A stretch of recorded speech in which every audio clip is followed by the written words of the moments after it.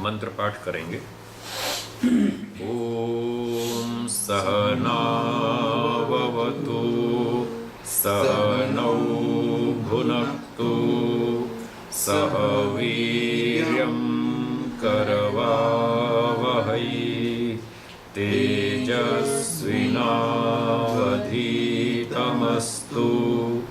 मा विद्विषावहै। ओम शांति शांति शांति।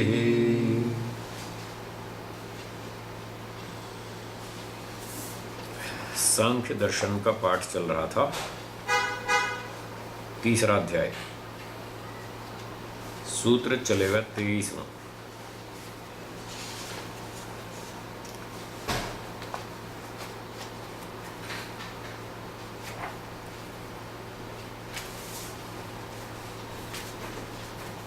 तेईसवां सूत्र की भूमिका से पढ़ते हैं।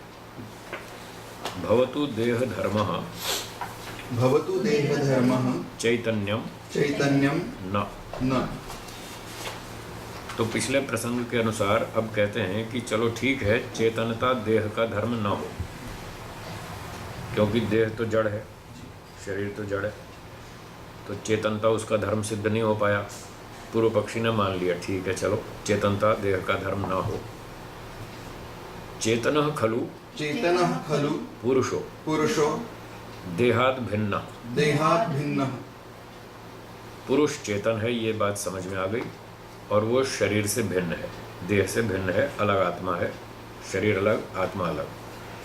फिर कहते हैं पुनः पुनः तस्य तस्य चेतनस्य चेतनस्य देहात् देहात् कथम कथम मुक्ति स्यात्। मुक्तिः स्यात्। तो प्रश्न है कि उस चेतन का, आत्मा का, देह से मोक्ष कैसे होगा, वो शरीर से छूटेगा कैसे, ये प्रश्न है। यतो ही लिंग शरीरस्य संसृतिस्तु स्थूल देह धारणाय प्रक्रमते ही। क्योंकि जो लिंग शरीर है, यानी सूक्ष्म शरीर, लिंगम महतत्व का नाम था, बुद्धि का, और इस सूक्ष्म शरीर में बुद्धि की प्रधानता है, इसलिए बुद्धि के नाम से, लिंगम के नाम से इसका नाम भी लिंग शरीर रख दिया था। तो कहते हैं लिंग शरीर की जो संस्कृति है, गमन, एक शरीर को छोड़कर दूसरे शरीर में जाना, अगला अगला शरीर धारण करवाते रहना, ये तो लिंग शरीर की प्रवृत्ति है ही। ये स्थूल देह धारण करने के लिए चलती ही रहती है, फिर जीवात्मा इससे छूटेगा कैसे, ये प्रश्न उठाया। तो इसका उत्तर देते हैं अत्रोच्यते सूत्र 23 ज्ञानान मुक्ति। भाष्यम ज्ञानात् खलु सर्व प्रक्रम ज्ञानात् विवेक साक्षात्कारात् भवति मुक्ति पुरुषस्य चेतनस्य। उत्तर दिया है कि देह से आत्मा की मुक्ति कैसे होगी। उसका उत्तर दिया ज्ञानात्, ज्ञान से। कैसे ज्ञान से? सर्व प्रक्रम ज्ञानात्, सारी प्रक्रिया के ज्ञान से। ईश्वर कैसा है वो जानना है, जीवात्मा कैसा है वो जानना है, प्रकृति संसार कैसा है वो जानना है। सारी चीज़ों का ठीक ठाक ज्ञान हो जाएगा, शुद्ध ज्ञान हो जाएगा, तत्व ज्ञान हो जाएगा। उस तत्व ज्ञान से विवेक साक्षात्कारात, इसी को खोला, विवेक का साक्षात्कार होने से। विवेक का मतलब तत्व ज्ञान, साक्षात्कार मतलब अच्छा अनुभूति के स्तर का, अनुभूति के स्तर का जो ज्ञान होगा इन तीन तत्वों का, उसका नाम विवेक साक्षात्कार है। उससे पुरुषस्य चेतनस्य मुक्ति ही भवति, उससे चेतन पुरुष की मुक्ति हो जाएगी। तो ज्ञान ही एकमात्र उपाय है मुक्ति का, और कोई उपाय नहीं। इसलिए सूत्र में कहा ज्ञानान मुक्ति। सूत्र का अर्थ इस तरह से होगा कि तीन पदार्थों के तत्व ज्ञान से मुक्ति हो जाएगी जीवात्मा शरीर के बंधन से छूट जाएगा। शाब्दिक ज्ञान से मुक्ति नहीं होगी, शाब्दिक ज्ञान से कल्याण नहीं होता है, तत्व ज्ञान चाहिए। शाब्दिक ज्ञान और तत्व ज्ञान में अंतर यह है कि जब व्यक्ति शब्दों से तो ठीक समझ रहा है और बोलने को भी ठीक बोल रहा है, गुस्सा नहीं करना चाहिए, झगड़ा नहीं करना चाहिए, झूठ नहीं बोलना चाहिए, शब्दों से तो ठीक कर, फिर भी आचरण में वही गड़बड़ करता है, झूठ बोलता है, छलकपट करता है, धोखा देता है, अन्याय करता है, गुस्सा करता है, लड़ाई झगड़ा करता है और शब्दों से कहता है ये सब नहीं करना चाहिए। तो शब्दों में कुछ और बोलता है, आचरण में कुछ और है। इस स्तर पर जो ज्ञान है उसका वो है शाब्दिक ज्ञान। इससे कल्याण नहीं होगा, इससे जन्म मरण नहीं छूटेगा, शरीर से पीछा नहीं छूटेगा, बार बार जन्म मिलता रहेगा। और तत्व ज्ञान उसका नाम है, जैसा हम बोल रहे हैं वैसा ही आचरण भी करते हैं। और बोल क्या रहे हैं? जो शास्त्र में लिखा है, जो वेद में लिखा है वही बोलना है, वही मन में रखना है, उसी का ही आचरण करना। तो जब सब मन वाणी शरीर में तीनों में एक रूपता होगी और वो ज्ञान हमारा वेद के अनुकूल होगा, वो है तत्व ज्ञान। तो जैसे वेद में लिखा है झूठ मत बोलो, तो हमने वेद भी पढ़ लिया, समझ लिया और मन से स्वीकार भी कर लिया, बोलते भी यही हैं कि झूठ मत बोलो। फिर व्यवहार में झूठ बोलना नहीं, गुस्सा मत करो तो व्यवहार में गुस्सा करना नहीं, फालतू लड़ाई झगड़ा मत करो तो व्यवहार में फालतू लड़ाई झगड़ा करना नहीं। बस जब ये स्तर आ जाएगा तो उसका नाम है विवेक साक्षात्कार, उसका नाम है तत्व ज्ञान, उससे मोक्ष हो जाएगा। तो वेद आदि शास्त्रों में ये बतलाया कि संसार जो है वो दुख रूप है। यहाँ पर सुख एक मिलता है, दुख चार मिलते हैं, 1 और 4 की रेशो है। अब बताइए कौन बुद्धिमान स्वीकार करेगा? सुख 1 भोगो, दुख 4 भोगो। शब्दों से तो समझ में आ गया, पर ये जब तक व्यवहार में नहीं उतरेगा तब तक तत्व ज्ञान नहीं माना जाएगा। और जब तत्व ज्ञान हो जाएगा कि संसार में दुख अधिक है, फिर इससे वैराग्य हो जाएगा और व्यक्ति इसको छोड़ देगा, छोड़ने की बात सोचेगा। फिर जीवात्माओं के बारे में क्या सोचेगा? कोई भी जीवात्मा हमें 100% सुख दे सकता है? नहीं दे सकता। हमें कितना सुख चाहिए? 100%। और जीवात्मा कोई दे नहीं सकता, तो उनसे भी वैराग्य हो जाएगा। प्रकृति 100% सुख नहीं दे सकती, जीवात्मा भी नहीं दे सकता, तो दोनों से वैराग्य हो जाएगा। ये है तत्व ज्ञान। अगर व्यवहार में ये बात उतर आई तो समझ लो हमको तत्व ज्ञान हो गया। जब तक व्यवहार में ये बात नहीं उतरी और मन में यही बैठा है कि संसार सुखदायक है, भौतिक वस्तुओं में भी सुख है और जीवात्माएं भी सुख देती रहती हैं और ये हमको बहुत अच्छा सुख देंगी, यदि ऐसी मानसिकता है और ऐसा ही व्यवहार है और ऐसी ही भारी भाषा है, तो समझना चाहिए अभी तत्व ज्ञान नहीं हुआ। इस प्रकार से कसौटी से हमें पता चल जाएगा कि अभी हमको कितने मात्रा में, कितने प्रतिशत तत्व ज्ञान हुआ। तीसरी बात, ईश्वर के बारे में। क्या ईश्वर हमें 100% सुख दे सकता है? जी दे सकता है। और हमें कितना चाहिए? 100%। तो हमारी पसंद क्या होनी चाहिए? ईश्वर का। बस हमें ईश्वर चाहिए और कुछ नहीं चाहिए। ये हमारी पसंद होनी चाहिए, यही हमारी वाणी होनी चाहिए, यही हमारा व्यवहार होना चाहिए। ईश्वर चाहिए और कुछ नहीं चाहिए।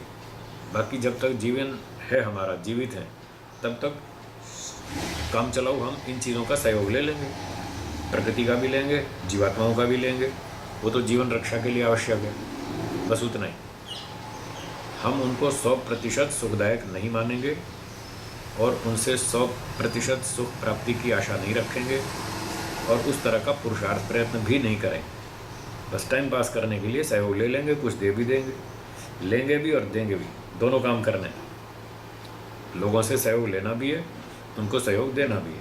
इस तरह हमारा ये जीवन अच्छी तरह निकल जाएगा और फिर अंत में हमको ईश्वर चाहिए और कुछ नहीं चाहिए। ऐसा हमारा ज्ञान हो, ऐसी हमारी भाषा हो, ऐसा हमारा व्यवहार हो, ये है तत्व ज्ञान। बस इस तत्व ज्ञान से फिर हमारा जन्म मरण छूट जाएगा। ये है मुक्ति का उपाय। अब आगे चलते हैं। अथ च। और दूसरी बात ये बताते हैं, जैसे अभी बताई कि ज्ञान से तो मुक्ति हो जाएगी और बंधन किससे होगा, दूसरा पक्ष बताते हैं। सूत्र 24। बोलिए, बंधो बंधो विपर्ययात। विपर्ययात्। तो इसका भाष्य पढ़े। तद विपरीत तद विपरीत ज्ञानात् ज्ञानात् प्रक्रमस्य प्रक्रमस्य अविवेकात् अविवेकात् भवति भवति पुरुषस्य पुरुषस्य चेतनस्य चेतनस्य देहे देहे बंध। बंध। अब ये बंधन का तरीका बता दिया कि बंधन कैसे होगा। विपर्ययात, उससे विपरीत ज्ञान से, उल्टे ज्ञान से। प्रक्रमस्य अविवेकात, ये सारी प्रक्रिया को न जानने से। जो अभी 3 तत्वों की प्रक्रिया बताई कि जीवात्मा भी पूरा सुखदायक नहीं है, प्रकृति भी पूरी सुखदायक नहीं है, केवल ईश्वर ही पूरा सुखदायक है 100%। इस सारी बातचीत को, इस सारे ज्ञान विज्ञान को न समझने से, उल्टा समझने से कि ये प्रकृति भी बहुत अच्छी है, सुखदायक है, और रोज़ नए नए आविष्कार होते हैं, रोज़ नई नई मशीनें आती हैं, टेलीफोन आते हैं, मोबाइल फ़ोन आते हैं, घड़ियाँ आती हैं, कपड़े आते हैं, फैशन की चीज़ें आती हैं, खाने पीने की, मौज मस्ती की, तो इसी से हमारा मोक्ष हो जाएगा, इसी से हमारा कल्याण हो जाएगा, ऐसा मानने से। तो फिर क्या होगा? पुरुषस्य चेतनस्य देहे बंधा भवति, उससे फिर चेतन पुरुष का शरीर में बंधन होता है। तो मिथ्या ज्ञान से, विपरीत ज्ञान से, अविद्या से बंधन होता है, और तत्व ज्ञान से मोक्ष होता है। ये 2 सीधी सीधी बात है। सूत्र का अर्थ बनेगा बंधो विपर्ययात्, विपरीत ज्ञान से, मिथ्या ज्ञान से, अविद्या से बंधन होता है। अब आगे बढ़ते हैं। तत्र तत्र मुक्ति विषये, मुक्ति विषय। अब मुक्ति के विषय में कुछ और विशेष बातचीत बताना चाहते हैं, कुछ विशेष जानकारी देना चाहते हैं। सूत्र 25, नियत कारणात्वात्, नियत कारणत्वात् नियत कारणत्वात् न न समुच्चय समुच्चय विकल्पौ। विकल्पौ। भाष्यम। मुक्ति प्राप्तौ मुक्ति प्राप्तौ ज्ञानस्य ज्ञानस्य नियत कारणत्वं नियत कारणत्वम् अनिवार्य कारणत्वं अनिवार्य कारणत्वम् अस्ति। अस्ति। कहते हैं मुक्ति की प्राप्ति में, इस विषय में, मोक्ष प्राप्ति के लिए ज्ञानस्य, ज्ञान का, नियत कारणत्व, निश्चित कारण, स्पेसिफिक, और कोई दूसरा विकल्प नहीं है, पक्का यही कारण है। अनिवार्य कारणत्वम अस्ति, ये अनिवार्य कारण है, इसके बिना तो नहीं होने वाला, कुछ भी नहीं होने वाला। एक ही कारण है, यही एक कारण है, दूसरा कोई कारण नहीं, क्योंकि ये निश्चित कारण है ज्ञान, इसके बिना मोक्ष होने वाला नहीं। तस्मात् तस्मात् समुच्चय विकल्पौ समुच्चय विकल्पौ न न साधनान्तरेण साधनान्तरेण सह सह अस्य अस्य समुच्चय भावो समुच्चय भावो विकल्पो वा विकल्पो वा नास्ति। नास्ति। तो क्योंकि यही एक अनिवार्य कारण है, अनिवार्य, अनअवॉइडेबल, जिसको अवॉइड नहीं कर सकते, इसको छोड़ नहीं सकते, इसको अनिवार्य बोलते हैं। तो इस कारण से साधन अंतरेण सह, किसी और साधन के साथ, अन्य किसी साधन के साथ, अस्य समुच्चय भावो विकल्पो वा नास्ति, इस तत्व ज्ञान का ना तो किसी और साधन के साथ समुच्चय हो सकता है, न विकल्प हो सकता है। समुच्चय का मतलब किसी और साधन को इसके साथ जोड़ लें, तो और जोड़ने की आवश्यकता नहीं, इसी से काम हो जाएगा, तो जोड़ने की भी ज़रूरत नहीं है। और विकल्प भी नहीं हो सकता, भाई इसको छोड़ के दूसरा पकड़ लें, कोई दूसरा शॉर्टकट पकड़ लें और उससे हमारा मोक्ष हो जाए। लोग आजकल शॉर्टकट की बात करते हैं। ये साहब इतने शास्त्र पढ़ने पड़ेंगे, इतनी तपस्या करनी पड़ेगी, जंगल में जाना पड़ेगा, साधना करनी पड़ेगी, मौन रहना पड़ेगा, ध्यान करना पड़ेगा, समाधि लगानी पड़ेगी, तो बहुत कठिन है। शॉर्टकट बताओ, छोटा रास्ता बताओ ना। आजकल सब मंदिर में जाते हैं, खटाखट अपना पूजा पाठ करके समझते हैं हमारा मोक्ष हो जाएगा। तो कपिल मुनि जी कहते हैं ऐसा कोई शॉर्टकट नहीं है, कोई विकल्प नहीं है, कोई ऑप्शन नहीं है, यही एक रास्ता है, यही करना होगा। यद्यपि उच्यते विद्या कर्मणि समन्वारभेते कहते हैं यद्यपि ऐसा शास्त्रों में कहा गया है, विद्या कर्मणि, विद्या और कर्म, ज्ञान और कर्म, ये समन्वय भेते, ये जीवात्मा के साथ जाते हैं। तो यहाँ तो विद्या और कर्म दोनों का समुच्चय बता रखा है। आप कह रहे हैं केवल ज्ञान ही एक उपाय है, दूसरा तो कोई उपाय नहीं, दूसरे का समुच्चय हो नहीं सकता, जबकि शास्त्र में तो कर्म का समुच्चय बता रखा है, उसको साथ जोड़ रखा है। तो इसकी व्याख्या में आगे कहते हैं ज्ञान कर्मणो समुच्चय। समुच्चय। तो इस वचन में ज्ञान और कर्म दोनों का समुच्चय बता तो रखा है, आप कह रहे हैं समुच्चय नहीं हो सकता। तो कहते हैं परंतु स एषः ज्ञान कर्मणो साधनत्वेन समुच्चयो न मुक्ति विषयको अपितु पुनर्जन्म प्राप्तौ वर्णितः। इस प्रश्न का उत्तर देते हैं कि यद्यपि ज्ञान और कर्म का समुच्चय कहा तो है शास्त्र में, परंतु वो और किसी प्रसंग में कहा है, मोक्ष के प्रसंग में नहीं कहा। तो किस प्रसंग में कहा है बताते हैं, पुनर्जन्म प्राप्तौ वर्णिता। ये जो ज्ञान और कर्म का जो समुच्चय है साधन के रूप में बतलाया है, मुक्ति के विषय में नहीं है, बल्कि पुनर्जन्म की प्राप्ति के विषय में इसका वर्णन है। जब जीवात्मा शरीर छोड़कर पुनर्जन्म में जाएगा अगले जन्म में, तो जितनी विद्या उसने इस जन्म में पढ़ी वो उसके साथ जाएगी, और जो जो उसने अच्छे बुरे कर्म किए वो कर्म उसके साथ जाएंगे। इन्हीं कर्मों के आधार पर उसको अगला शरीर मिलेगा, अगला जन्म मिलेगा। अच्छे कर्म किए तो अच्छा जन्म मिलेगा, बुरे कर्म किए तो बुरा जन्म मिलेगा, पशु पक्षी आदि का। और जो उसने विद्या पढ़ी, गणित, अंग्रेजी, फिजिक्स, केमिस्ट्री, कॉमर्स, इकोनॉमिक्स, संगीत, जो भी सीखा उसने, उसका संस्कार उसके साथ जाएगा। वो संस्कार उसको अगले जन्म में सहयोग करेगा, सहायता देगा, ताकि और उस दिशा में आगे बढ़ सके। तो इस प्रकार से जब पुनर्जन्म में आत्मा जाएगा तब ये दोनों चीज़ें उसके साथ जाती हैं। ये पुनर्जन्म का प्रसंग है, मोक्ष का नहीं। उसको पूरा बताते हैं अगला वाक्य, एष आत्मा निष्क्रामति चक्षुष्टो तमुत्क्रामन्तं प्राणो अनुत्क्रामति तम विद्याकर्मणि समन्वार भेते। तो उपनिषद का वचन बृहदारण्यक का बताते हैं, एष आत्मा निष्क्रामति, ये आत्मा शरीर छोड़ के बाहर निकल जाता है। कहाँ से निकलता है? चक्षुष्टो, आँख से निकल जाता है, कान से निकल जाता है, नासिका से निकल जाता है, मुख से निकल जाता है, त्वचा से निकल जाता है, कहीं से भी निकल सकता है। जब जीवात्मा शरीर छोड़ता है मरने के समय, तो कहीं से भी शरीर के अन्य प्रदेशेभ्य किसी भी शरीर के भाग से निकल सकता है। तो ये पुनर्जन्म की बात चल रही है। फिर कहते हैं तम उत्क्रामंतम प्राणो अनुत्क्रामति।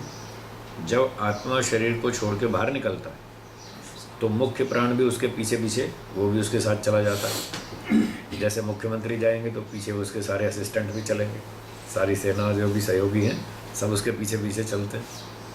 तो ये सारे इसके असिस्टेंट, मन, इंद्रियां, प्राण सब जीवात्मा के साथ साथ निकल जाएंगे।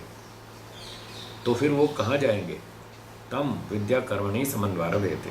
वो आत्मा जब शरीर छोड़ के पुनर्जन्म में जाएगा तो उसने जो ज्ञान अर्जित किया था और जो कर्म किए थे इस जीवन में, वो सारा ज्ञान और उसके कर्म उसके साथ चले जाएंगे अगले जन्म में, वो उसको आगे सहयोग देंगे। अथच यत्र क्वचित विकल्पः प्रतिभासते। और जहाँ कहीं विकल्प प्रतीत होता है शास्त्रों में, चाहे ये कर लो चाहे वो कर लो, ऑप्शन मोक्ष का, तो उसका वचन दिखाते हैं, अविद्यया मृत्युम तीर्त्वा इति कथनात्। तो जहाँ ये विकल्प दिखता है कि अविद्या से मृत्यु को पार कर लो, तो मृत्यु पार हो गई तो मोक्ष हो गया। और यहाँ तो अविद्या से बता रहे हैं, अविद्या से भी मोक्ष हो रहा है। और आप सूत्र में कह रहे थे ज्ञान से मुक्ति हो रही है, यहाँ अविद्या से भी हो रही है, ऐसा विकल्प जैसा दिख रहा है। तो जहाँ कहीं इस कथन से विकल्प जैसा प्रतीत होता हो तो वहाँ क्या होगा? तत्र, बोलिए, तत्र कर्मणो ज्ञानांगत्वम लक्ष्यते न हि कर्म स्वतंत्रम विकल्प रूपेण विकल्प रूपेण मुक्ति साधनम। मुक्ति साधनम। तो ऐसे ऐसे स्थलों पर कर्म को ज्ञान का अंग मानना चाहिए। वहाँ कर्म को ज्ञान का अंग मान लिया जाएगा, न कि ज्ञान को छोड़कर अकेला कर्म स्वतंत्र रूप से मोक्ष का साधन मान लिया जाए, ऐसा नहीं होगा। उक्तम ही श्रुतौ उक्तम ही श्रुतौ ज्ञानस्यैव ज्ञानस्यैव मुक्ति साधनत्वम। मुक्ति साधनत्वम। क्योंकि वेद में श्रुति में कहा ही है कि ज्ञान ही मुक्ति का साधन है, इसलिए जब वेद कह रहा है तो फिर उससे ऊपर तो कोई है ही नहीं। वेद तो ईश्वर की वाणी है, वो तो स्वतः प्रमाण है, ईश्वर का वचन है, उसमें कोई संशय का अवसर ही नहीं है। जब वेद ही कह रहा है कि ज्ञान मुक्ति का साधन है, तो इसलिए सब ऋषियों को भी वही साधन बताना होगा, उसी अभिप्राय से बात कहनी होगी। तो वेद का वचन दिखाते हैं, बोलिए वेदाहमेतम वेदाहमेतम पुरुषम महांतम पुरुषम महांतम आदित्यवर्णम आदित्यवर्णम तमसः परस्तात् तमसः परस्तात् तमेव विदित्वा तमेव विदित्वा अतिमृत्युमेति अतिमृत्युमेति नान्यः पंथा नान्यः पंथा विद्यते विद्यते अयनाय। अयनाय। तो वेद वचन में बताया है, यजुर्वेद का मंत्र है, इसमें कह रहे हैं वेदाहमेतम पुरुषम महांतम।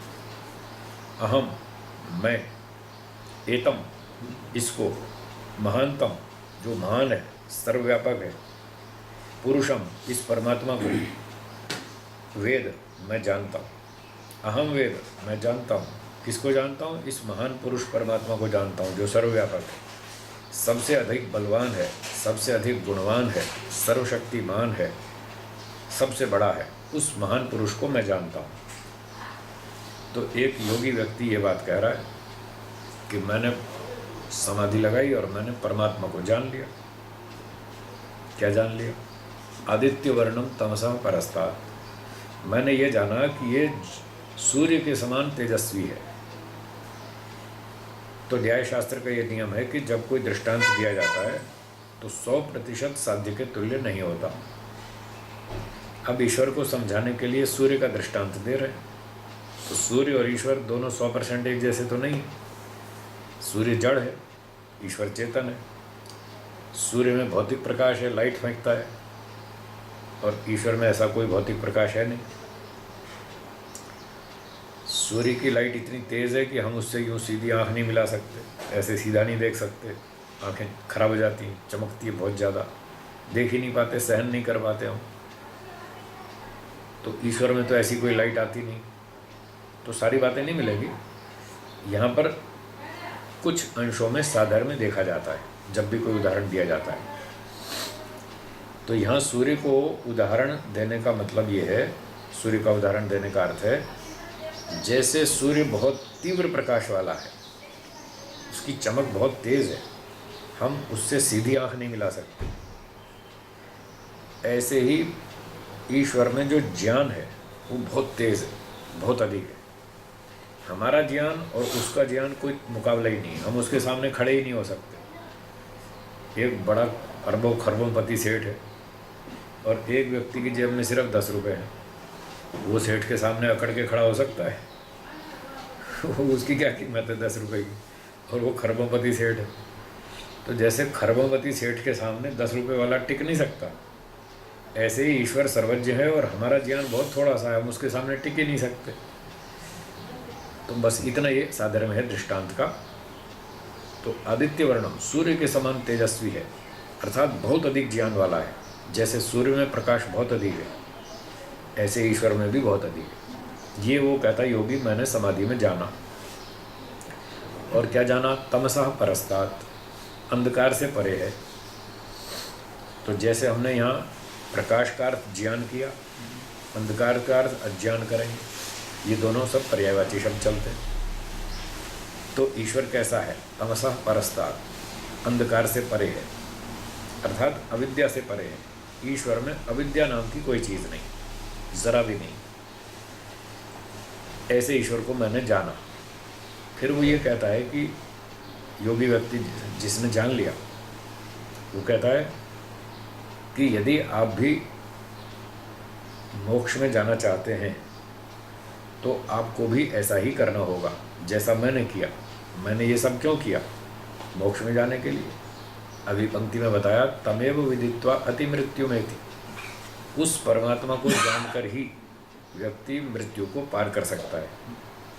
न अन्यः पंथा विद्यते अयनाय। अयन पूरा करने के लिए और कोई रास्ता नहीं है। तो और कोई रास्ता नहीं है, एक ही रास्ता है, एक ही उपाय है, वो है ज्ञान। ईश्वर को जानो तो ही हमारा अयन पूरा होगा। अब ये अयन क्या है?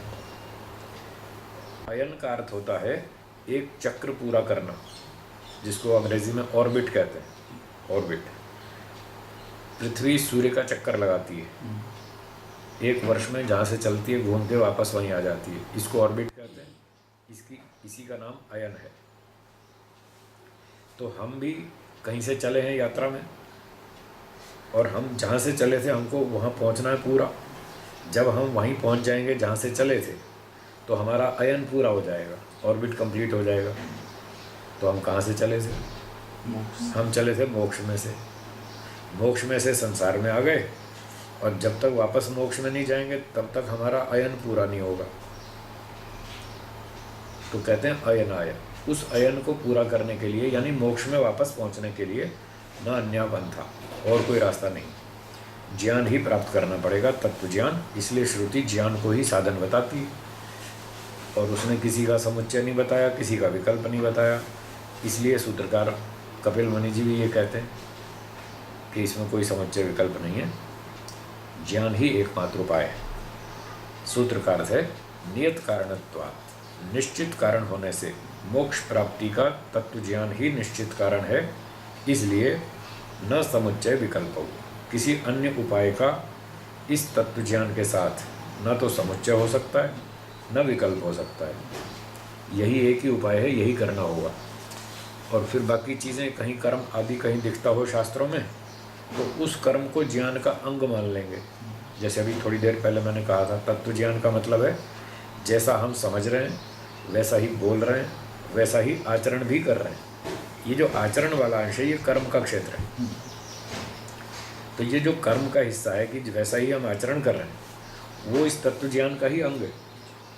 तत्व ज्ञान तब तक स्थापित नहीं हो पाएगा, तब तक स्वीकार नहीं किया जाएगा, जब तक आचरण वैसा नहीं।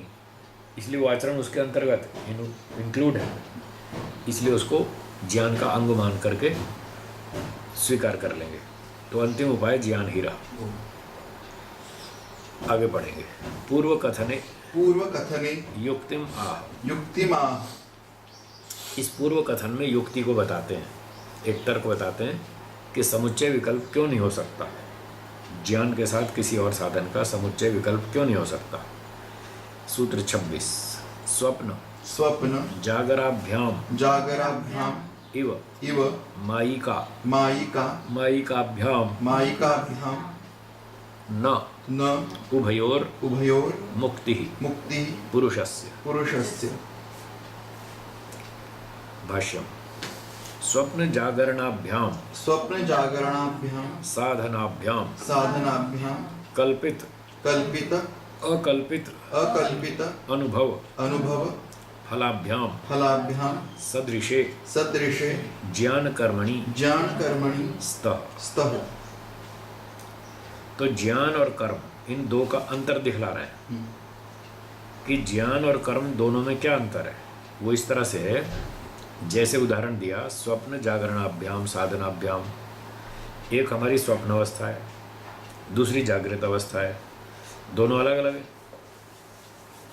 इन दोनों साधनों में कल्पित अकल्पित अनुभव फलाभ्याम, स्वप्न में जो फल होते हैं वो काल्पनिक होते हैं, और जो जागृत अवस्था में फल मिलते हैं वो वास्तविक होते हैं, काल्पनिक नहीं होते। उदाहरण के लिए, किसी व्यक्ति ने स्वप्न में किसी की गर्दन काट दी तलवार से, और वहीं पर ही स्वप्न में ही कोर्ट में केस हो गया और उसको फांसी की सज़ा दे दी गई, तो वो तो काल्पनिक है। गर्दन काटी वो भी काल्पनिक है, केस चला वो भी काल्पनिक है, और उसकी फांसी की सज़ा हुई वो भी काल्पनिक है, वो मरा तो है ही नहीं। अच्छा, जागृत अवस्था में कोई किसी की गर्दन काट दे, अब तो काल्पनिक नहीं है, अब तो कर्म वास्तविक है, और फिर कोर्ट केस होगा वो भी वास्तविक है, और फांसी की सज़ा होगी वो भी वास्तविक है। तो जागृत अवस्था में ये सब वास्तविक है, स्वप्न अवस्था में काल्पनिक है। इन दोनों का समुच्चय हो सकता है? नहीं हो सकता। अच्छा, विकल्प हो सकता है? विकल्प भी नहीं हो सकता। भूख लग रही है स्वप्न में, भूख लग रही है जागृत में, खाना खा लो स्वप्न में, हो सकता है? नहीं हो सकता ना। दोनों बिल्कुल अलग अलग चीज़ें। स्वप्न में सब बातें काल्पनिक हैं और जागृत में सब वास्तविक है। इसलिए इन दोनों का जैसे समुच्चय भी नहीं हो सकता और विकल्प भी नहीं हो सकता, ठीक इसी तरह से ज्ञान और कर्म भी है, इनका भी समुच्चय नहीं हो सकता और विकल्प भी नहीं हो सकता। आगे बढ़ते हैं। यथा यथा स्वप्न स्वप्न जागरणयोः जागरणयोः समुच्चयो समुच्चयो न भवति न भवति विरुद्धत्वात्। विरुद्धत्वात्। यहाँ स्वप्न और जागरण का जैसे समुच्चय नहीं हो सकता। समुच्चय मतलब दोनों को जोड़ देना और काम चला लेना। अब ये समुच्चय तो हो नहीं सकता। कैसे नहीं हो सकता? एक उदाहरण देता हूँ। एक व्यक्ति को जागृत में भूख लग रही है और भूख इतनी लगती है कि वो 4 रोटी खाता है, तो यूं करे वो 2 रोटी तो जागरण में खा ले और 2 स्वप्न में खा ले, तो चलेगा? नहीं चलेगा ना। तो समुच्चय नहीं हो पाया। ये 2 जागृत में खा लो, 2 स्वप्न में खा लेना, 4 रोटी पूरी हो गई। पूरी नहीं होने वाली। इसलिए जैसे इसका समुच्चय नहीं हो सकता, क्योंकि विरुद्ध है आपस में। जागृत में खाएंगे तो पेट भरेगा, स्वप्न में खाएंगे तो पेट नहीं भरेगा, तो दोनों विरोधी चीज़ है, इसलिए समुच्चय नहीं हो सकता।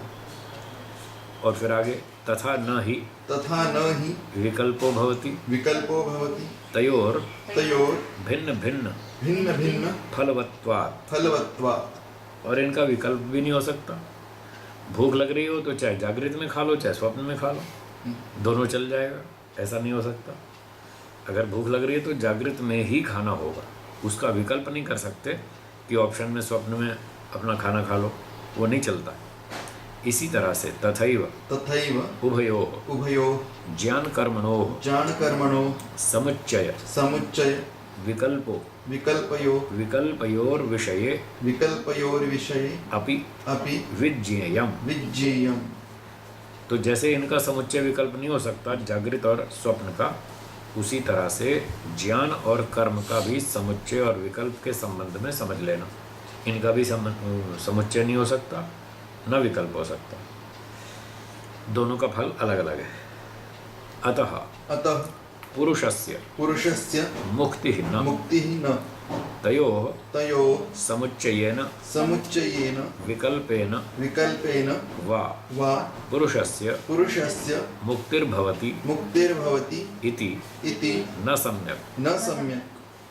तो अतः इसलिए इन दोनों के समुच्चय से अथवा विकल्प से, ज्ञान और कर्म का समुच्चय करने से अथवा दोनों का विकल्प करने से पुरुष की मुक्ति हो जाएगी, ये बात ठीक नहीं है। ऐसा नहीं हो सकता। तो ये युक्ति बता दी। सूत्रार्थ है स्वप्न जागराभ्याम इव, स्वप्न और जागरण के समान, मायिका अमायिकाभ्याम, मायिक माने काल्पनिक, माया जादू काल्पनिक, और अमायिक वास्तविक। तो जैसे स्वप्न और जागरण में फल वास्तविक और काल्पनिक होते हैं और उनका समुच्चय विकल्प नहीं हो सकता, इसी तरह से न उभयोर मुक्ति पुरुषस्य। इसी प्रकार से तत्वज्ञान और कर्म, इन दोनों का ना समुच्चय हो सकता है न विकल्प हो सकता है, और इनके समुच्चय या विकल्प से पुरुष की मुक्ति नहीं होने वाली। एक निश्चित कारण है, निर्धारित कारण है, अनिवार्य कारण है तत्वज्ञान, इसलिए का ज्ञानान मुक्ति। तत्वज्ञान प्राप्त करना ही पड़ेगा। अब इस जन्म में करें या 50 लाख जन्म बाद करें, वो आपकी इच्छा है। 50 जन्म बाद, 1 लाख जन्म बाद, 20 लाख जन्म बाद करो, आपकी इच्छा है। जितने जन्म ज़्यादा लेंगे उतना दुख अधिक भोगना पड़ेगा, अपनी अपनी मर्जी है भाई। जितना ज़्यादा दुख भोगना हो तो यहाँ ठाठ से रहो। हम कहते हैं भाई मुक्ति में चलो, लोग कहते हैं क्या जल्दी है, मोक्ष में जाने की क्या जल्दी है, कहीं भागा जा रहा है क्या मोक्ष? अभी खा पी लो, मज़ा तो ले लो दुनिया का, मोक्ष तो फिर प्राप्त कर लेंगे, मोक्ष तो कहीं जा नहीं रहा। तो हम कहते हैं देखिए, लोगों को शॉपिंग करने के लिए जाते हैं, दुकान पर सामान खरीदते हैं, वहाँ जल्दी है, जल्दी करो हैं। ट्रेन में चढ़ना हो तो भी जल्दी है, उतरना हो तो भी जल्दी है, बस में चढ़ना हो तो भी जल्दी है, बस से उतरना हो तो भी जल्दी है, हर काम में जल्दी। मोक्ष के लिए कोई जल्दी नहीं। क्यों नहीं? मोक्ष कहीं भागा थोड़ी जा रहा। ये तो ठीक है भाई, वो भागा नहीं जा रहा, तो और जगह जल्दी क्यों करते हो? वहाँ भी वो भी कहाँ भागा जा रहा है? सामान को भागा थोड़ी जा रहा है। दुकान भी खड़ी है, आज नहीं मिलेगा कल मिल जाएगा, फिर वहाँ भी क्यों जल्दी मचाते हो? पर जैसे आप चाहते हैं कि और काम भी जल्दी जल्दी हों ताकि हमारा समय बचे और हम इतने समय में कुछ और काम कर लें, ऐसे ही मोक्ष में भी जल्दी करनी चाहिए, हमारा समय बचे और उतने हम दुखों से बचेंगे। जितना जल्दी मोक्ष में जाएंगे उतना ही दुख कम भोगने पड़ेंगे, और जितना देर लगाएंगे उतना देर दुख अधिक भोगने पड़ेंगे। अब भगवान ने बुद्धि दे ही रखी है हर एक को, अपनी अपनी बुद्धि का इस्तेमाल करो और सोचो कि थोड़े दुख भोग कर जल्दी से भाग ले मोक्ष में, या ज़्यादा दुख भोग करके देर में जाए, वो आप सोचो। और भी एक बात है कि जितना देर लगाएंगे उतने बुरे संस्कार ज़्यादा बढ़ जाएंगे। हाँ, तो उतने उनको बुरे साफ करो, ठीक बात है। फिर अच्छे संस्कार उभरो। उतने बुरे बढ़ेंगे उतना ही रास्ता लंबा हो जाएगा, और लंबा हुआ तो परिणाम वही आएगा, दुख ज़्यादा भोगने पड़ेंगे। जितने उल्टे जाएंगे उतना वापस आना है। तो फिर जब पता ही चल गया कि इधर चलना है तो उल्टी दिशा में क्यों चल रहा है? जल्दी से शॉर्ट यू टर्न मारो ना, जल्दी से वापस मुड़ो उस तरफ। जब जाना इस तरफ है तो इधर क्यों जाए? जन्म जन्म में बुद्धि का विकास होते जाता है। बिल्कुल, हर रोज़ बुद्धि का विकास होता है। हर रोज़ हम नया नया कुछ ना कुछ सीखते हैं, कुछ पिछले को दोहराते हैं, कुछ नया सीखते हैं। इसलिए जैसे जैसे उम्र बढ़ती जाती है अनुभव बढ़ता जाता है। ये जन्म को है, आगे इस जन्म में ऐसे ही, अब इस जन्म में जितनी बुद्धि बढ़ गई वो अगले जन्म में साथ चलेगी, फिर वो हमको आगे सहायता देगी, आगे भी वो साथ चलेगी, हर जन्म में बढ़ती जाएगी, रोज़ बढ़ती जाएगी। आगे व्यक्ति स्वतंत्र है, उस बढ़ी हुई बुद्धि का लाभ ले या ना ले।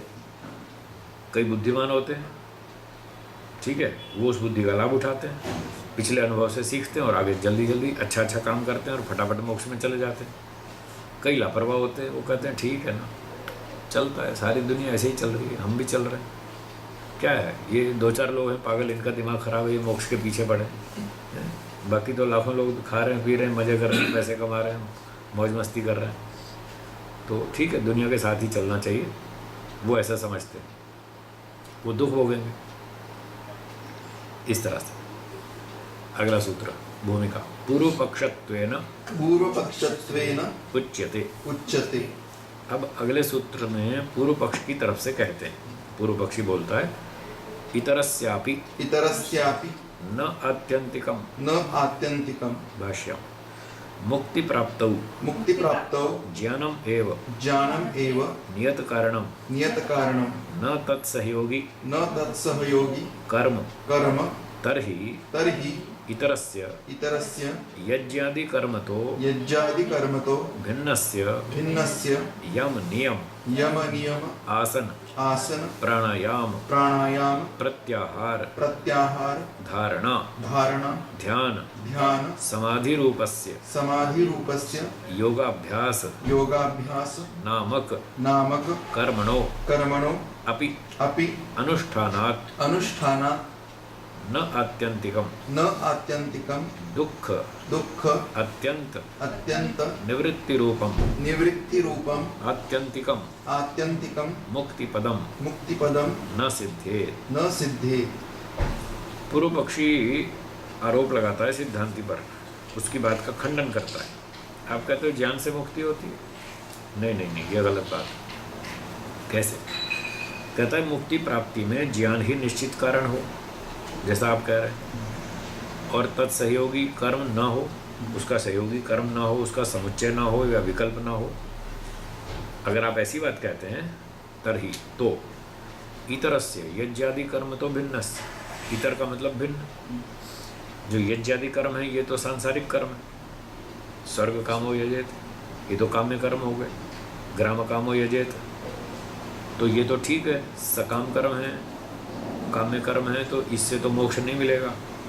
परंतु इतरों, इससे जो इतर हैं, भिन्न हैं, जो यम नियम आसन प्राणायाम प्रत्याहार धारणा ध्यान समाधि, ऐसे 8 अंगों का योगाभ्यास नामक जो कर्म है, इस कर्म के अनुष्ठान से भी दुख अत्यंत निवृत्ति रूप आत्यंतिक मुक्ति पद न सिद्ध्येत, वो प्राप्त नहीं होगा, इससे भी मोक्ष नहीं होने वाला। आप जो कह रहे हैं अष्टांग योग का पालन करो, इससे भी मोक्ष नहीं होने वाला, ये भी तो कर्म ही है।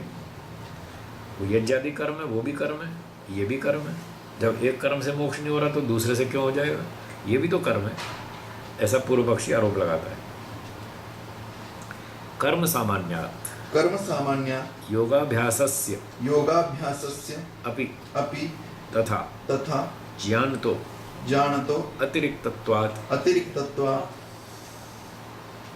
पूर्व पक्षी कहता है योगाभ्यास भी तो कर्म ही है, वो भी तो कर्म के समान ही है।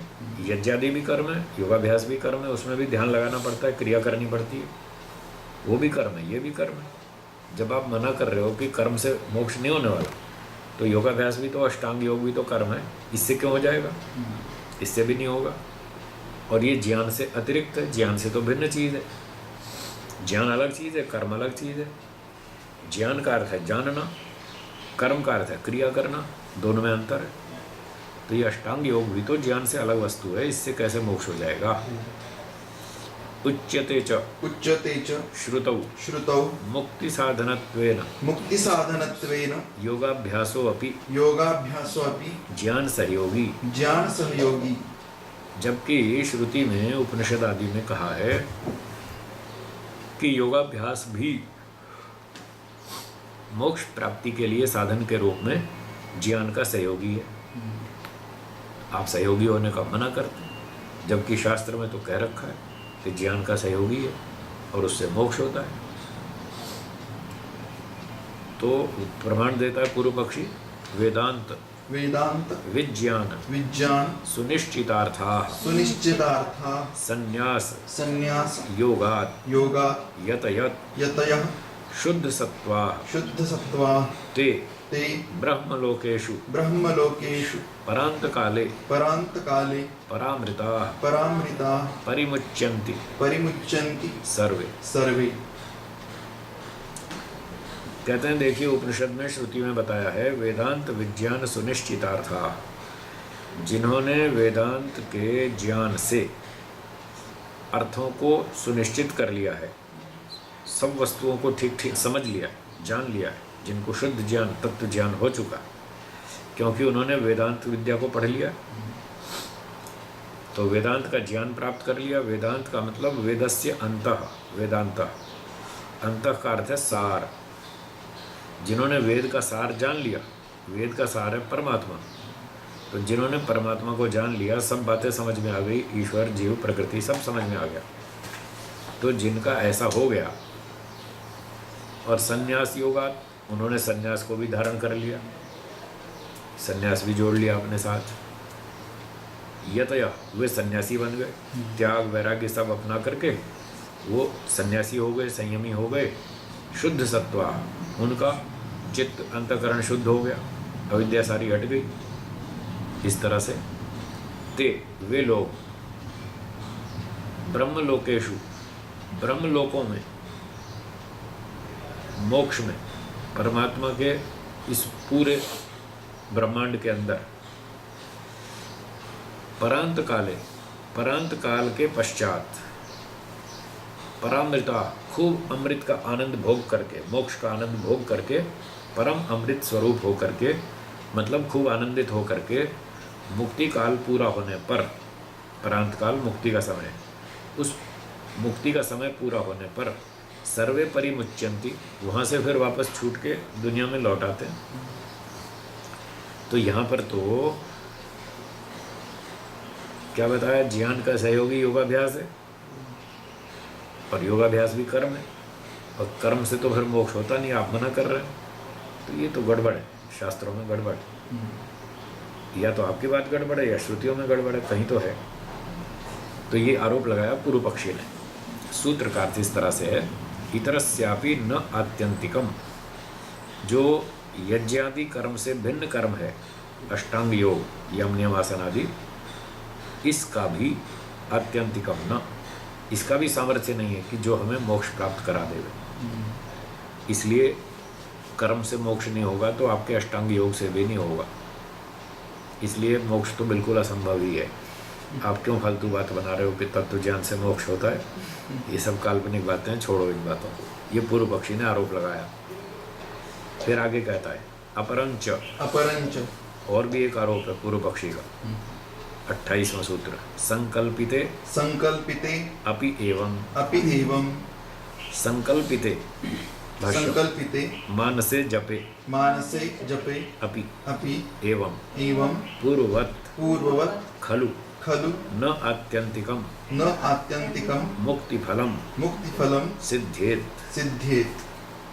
तो जैसे ये अष्टांग योग से मोक्ष नहीं होने वाला, वो भी कर्म है, एवं इसी प्रकार से संकल्पिते अभी, संकल्पिते मन में संकल्प करके जप करना, ओम न्यायकारी,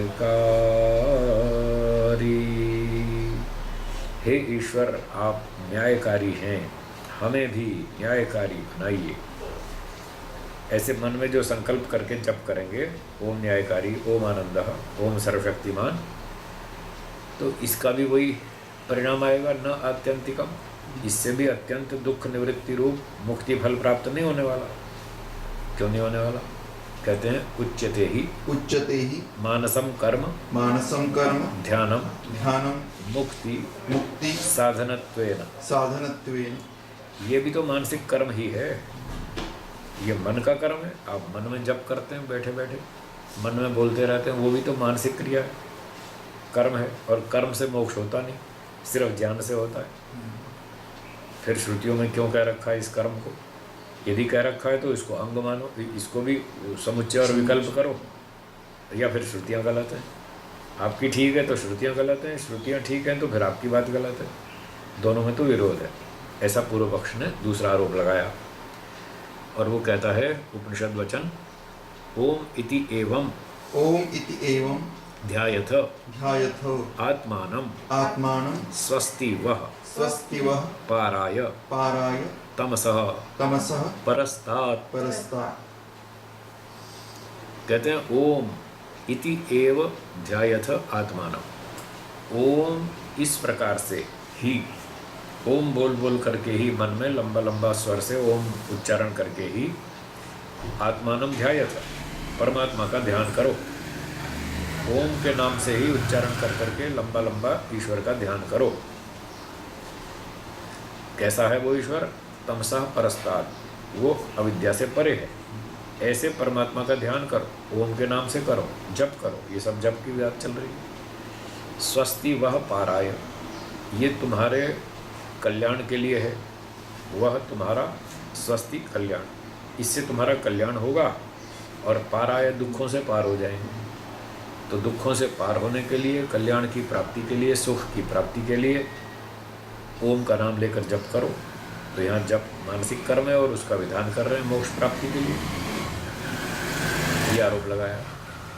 तथा तथा तज्जपः तज्जपः तदर्थ भावनम, तदर्थ भावनम्। और एक प्रमाण दिया, योग दर्शन में लिखा है तज्जपः, ओम का जप करो, तदर्थ भावनम, उसके अर्थ की भावना भी साथ करो। जैसा उस शब्द का अर्थ है वैसा ही अपनी भावना मन में बनाओ। ओम न्यायकारी बोलने पर हमको ईश्वर न्यायकारी, न्यायाधीश के तुल्य दिखना चाहिए। आप कहते हैं ओम आनंद, तो ईश्वर आनंद का भंडार दिखना चाहिए मन में, ये है भावना। तो इस तरह से भावना सहित ओम का जप करो, अर्थ की भावना सहित करो। तो ये दो आरोप लगाए पूर्व पक्ष ने। फिर आगे बढ़ते हैं, पूर्वम च इदम च सूत्रम अनिरुद्ध वृत्तौ विज्ञान भिक्षु भाष्ये च अप्रासंगिकत्वेन व्याख्यातम। यह सूत्र 28वां और पूर्व 27वां, जो स्वामी ब्रह्ममुनि जी कह रहे हैं, हमने ये दोनों को पूर्व पक्ष का मानकर व्याख्या की। परंतु इन दोनों सूत्रों की अनिरुद्ध वृत्ति में और विज्ञान भिक्षु भाष्य में, दोनों भाष्यों में अप्रासंगिक व्याख्या की गई है। ठीक व्याख्या नहीं की गई, प्रसंग से विरुद्ध की है। इस प्रकार से उनकी व्याख्या ठीक नहीं है। ये दो हो गए पूर्व पक्ष के सूत्र। अब 29वां सिद्धांती उत्तर देता है, सूत्रद्वयोक्तः सूत्रद्वयोक्तः पूर्वपक्षः पूर्वपक्षः समाधीयते। समाधीयते। पिछले दो सूत्रों से जो पूर्व पक्ष कहा गया, अब उसका समाधान करते हैं, उसका उत्तर देते हैं जो उसने आरोप लगाए।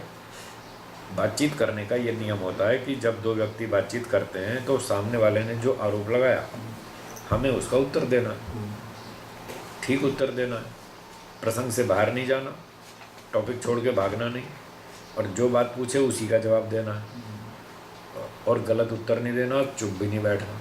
तब तो हम सत्य की रक्षा कर पाएंगे, सत्यासत्य का निर्णय भी हो जाएगा, सत्य की रक्षा भी हो जाएगी। यदि सामने वाला कुछ और पूछता और हम जवाब कुछ और देते, प्रसंग से बाहर की बात करते, तो फिर तो वो सत्य नहीं हुआ और बातचीत का कोई अर्थ भी नहीं निकलेगा। उदाहरण के लिए एक व्यक्ति ने पूछा कि जी लाल किला कहाँ पर है, दूसरे ने उत्तर दिया ताजमहल आगरे में। ये ठीक है क्या? नहीं। ताजमहल का प्रश्न थोड़ी पूछा, लाल किले का पूछा था, तो लाल किले का उत्तर दो ना, लाल किला कहाँ पर है, ये प्रश्न था, और उत्तर दिया ताजमहल आगरे में। ये तो ठीक नहीं, ये उत्तर देना चाहिए लाल किला दिल्ली में, तो उत्तर ठीक है। तो इस प्रकार से जो बात पूछी जाए उसका उत्तर दिया जाता है, तब बातचीत चर्चा शुद्ध मानी जाती है। तो अब पूर्व पक्ष ने दो आरोप लगाए, इसका उत्तर दे रहे हैं अगले 29वें सूत्र में। सूत्र बोलेंगे, भावना भावना उपचयात् उपचयात् शुद्धस्य शुद्धस्य सर्वं सर्वं प्रकृतिवत्। प्रकृतिवत्।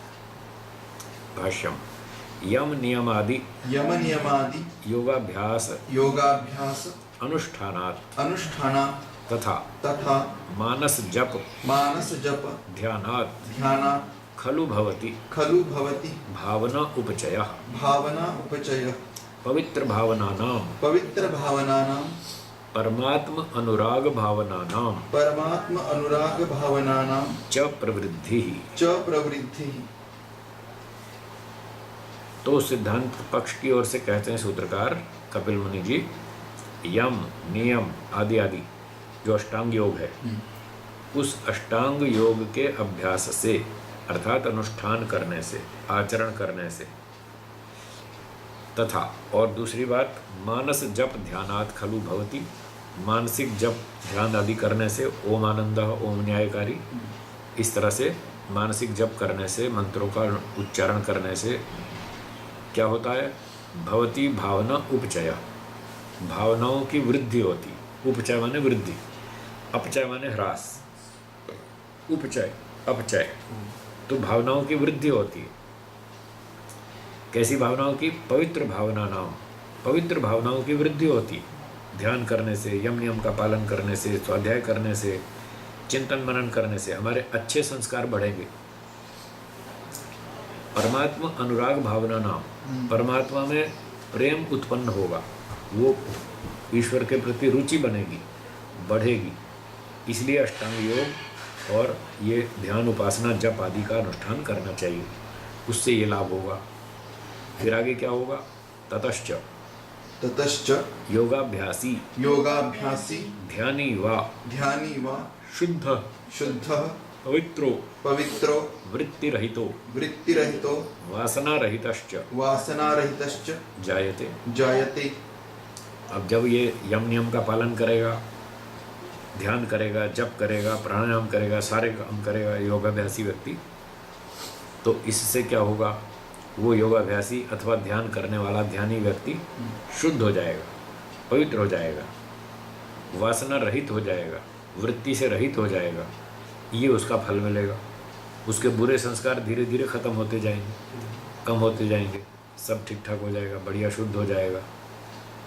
तस्य तस्य शुद्धस्य शुद्धस्य पवित्रस्य पवित्रस्य वृत्तिरहितस्य वृत्तिरहितस्य वासनारहितस्य वासनारहितस्य योगाभ्यासिनो योगाभ्यासिनो ध्यानिनो वा ध्यानिनो वा सर्वं सर्वं प्रकृतिवत् प्रकृतिवत् मुक्तिप्राप्तौ मुक्तिप्राप्तौ सर्वं सर्वं एतदुक्तं एतत् उक्तं साधनं साधनं प्रकृतिवत् प्रकृतिवत् भवति। भवति। तो जिसने अष्टांग योग का पालन किया, मानसिक जप किया, ये सब करने से उसका मन शुद्ध हो जाएगा, विचार शुद्ध हो जाएंगे, दोष उसके हटते जाएंगे, वृत्तियाँ हटती जाएंगी, संस्कार उल्टे संस्कार नष्ट होते जाएंगे। ऐसा वृत्ति रहित, वासना रहित हो जाने पर उस योगाभ्यासी का अथवा ध्यानी का सर्वम प्रकृतिवत, मुक्ति प्राप्ति में जो कुछ भी साधन पहले से अब जो बताए गए थे, निष्काम कर्म करना, अष्टांग योग का पालन करना, मानसिक जप करना, ये सारे के सारे जो कर्म का विधान है, ये सब का सब प्रकृतिवत भवति, वो प्रकृति के तुल्य हो जाएगा।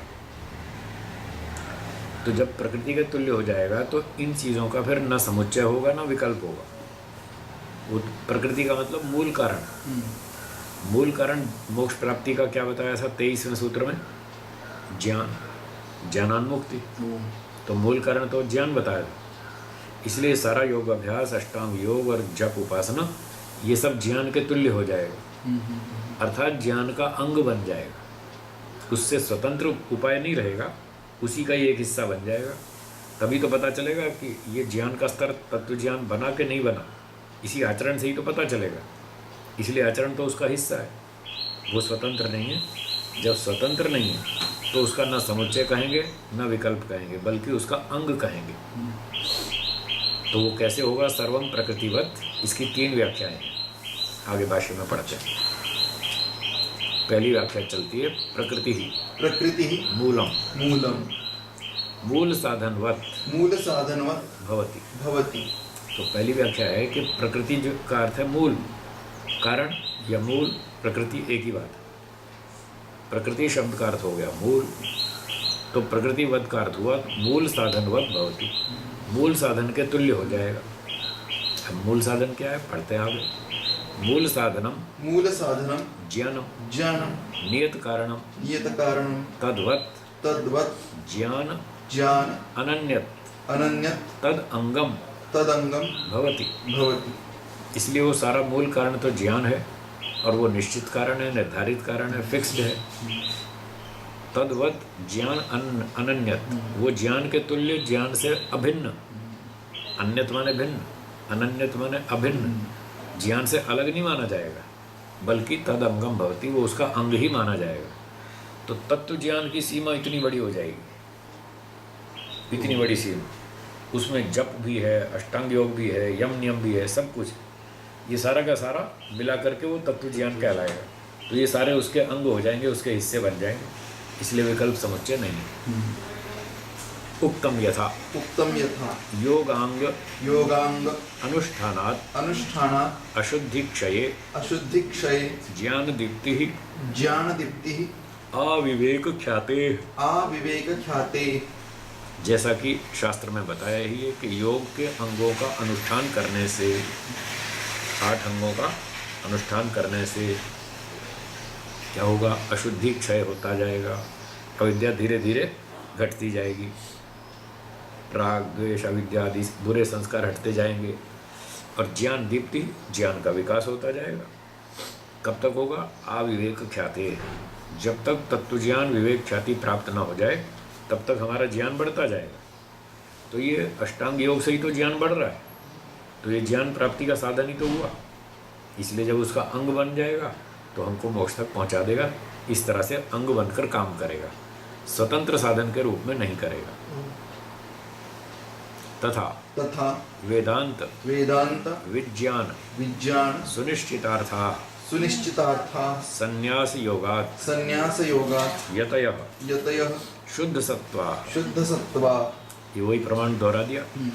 तो कह रहे हैं ये इसमें भी जो कहा है कि संन्यास को धारण करके अष्टांग योग से यति लोग शुद्ध अंतःकरण वाले होंगे। तो ये शुद्ध अंतःकरण वाले होंगे तभी उनका मोक्ष होगा। तो ये सब तो अष्टांग योग से ही होगा, शास्त्रों को पढ़ने से ही होगा। इसलिए इस प्रकार से ये सब उसका सर्वम प्रकृतिवत, सब ज्ञान का अंग बन जाएगा, जो भी क्रियाकलाप मोक्ष प्राप्ति में सहायक है। ये एक व्याख्या पूरी हो गई प्रकृतिवत की। अब इस प्रकृतिवत शब्द की दूसरी व्याख्या वो पढ़ते हैं। अथवा, अथवा सर्वम प्रकृतिवत, सर्वं प्रकृतिवत्, प्रकृति ही स्वभावः, प्रकृति स्वभावः, यथा स्वभावम, यथा स्वभावं, सर्वम भवति। सर्वं भवति। अब यहाँ प्रकृति का अर्थ कर दिया स्वभाव। पहले किया था कारण, अब दूसरा अर्थ कर दिया स्वभाव। तो प्रकृति का अर्थ स्वभाव भी होता ही है, भाई इसकी प्रकृति बहुत खराब, इसका स्वभाव बहुत खराब, इसकी आदत बहुत बिगड़ी हुई, इस तरह से। तो प्रकृति का अर्थ हो गया स्वभाव, और प्रकृतिवत का मतलब हुआ यथा स्वभावम सर्वम भवति, जैसा स्वभाव हो बाकी सब चीज़ें उसके तुल्य हो जाती हैं, स्वभाव के तुल्य ही हो जाती हैं। स्वभावो ही पुरुषस्य नित्य शुद्ध बुद्ध मुक्तत्वम। तो पुरुष का यानी जीवात्मा का स्वभाव कैसा है?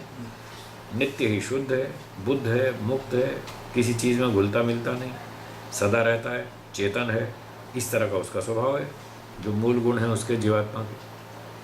इसकी पुष्टि के लिए सांख्य का ही सूत्र देते हैं, न नित्य शुद्ध बुद्ध मुक्त स्वभावस्य तद्योगाद्रिते। ये तो ऐसे प्रमाण के लिए दिया है कि जीवात्मा शुद्ध बुद्ध मुक्त स्वभाव वाला है, तो इस प्रकार से उसका स्वभाव है।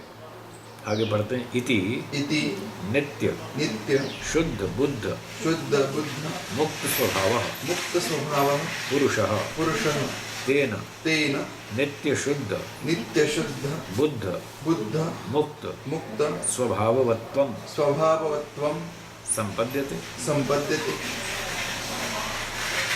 तो जीवात्मा का स्वभाव है नित्य शुद्ध बुद्ध मुक्त।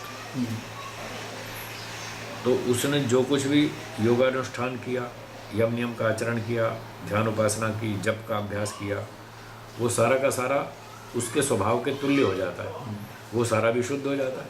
जैसे जीवात्मा शुद्ध है, उसका सारा आचरण शुद्ध हो जाता है, और उससे फिर उसका मोक्ष हो जाता है। इस प्रकार से ये शुद्ध बुद्ध मुक्त स्वभाववत्वं संपद्यते, वो सारा शुद्ध बुद्ध मुक्त स्वभाव हो जाता है। तथा अध्यात्म योग अधिगमेन मत्वा धीरो हर्ष शोकौ जहाति।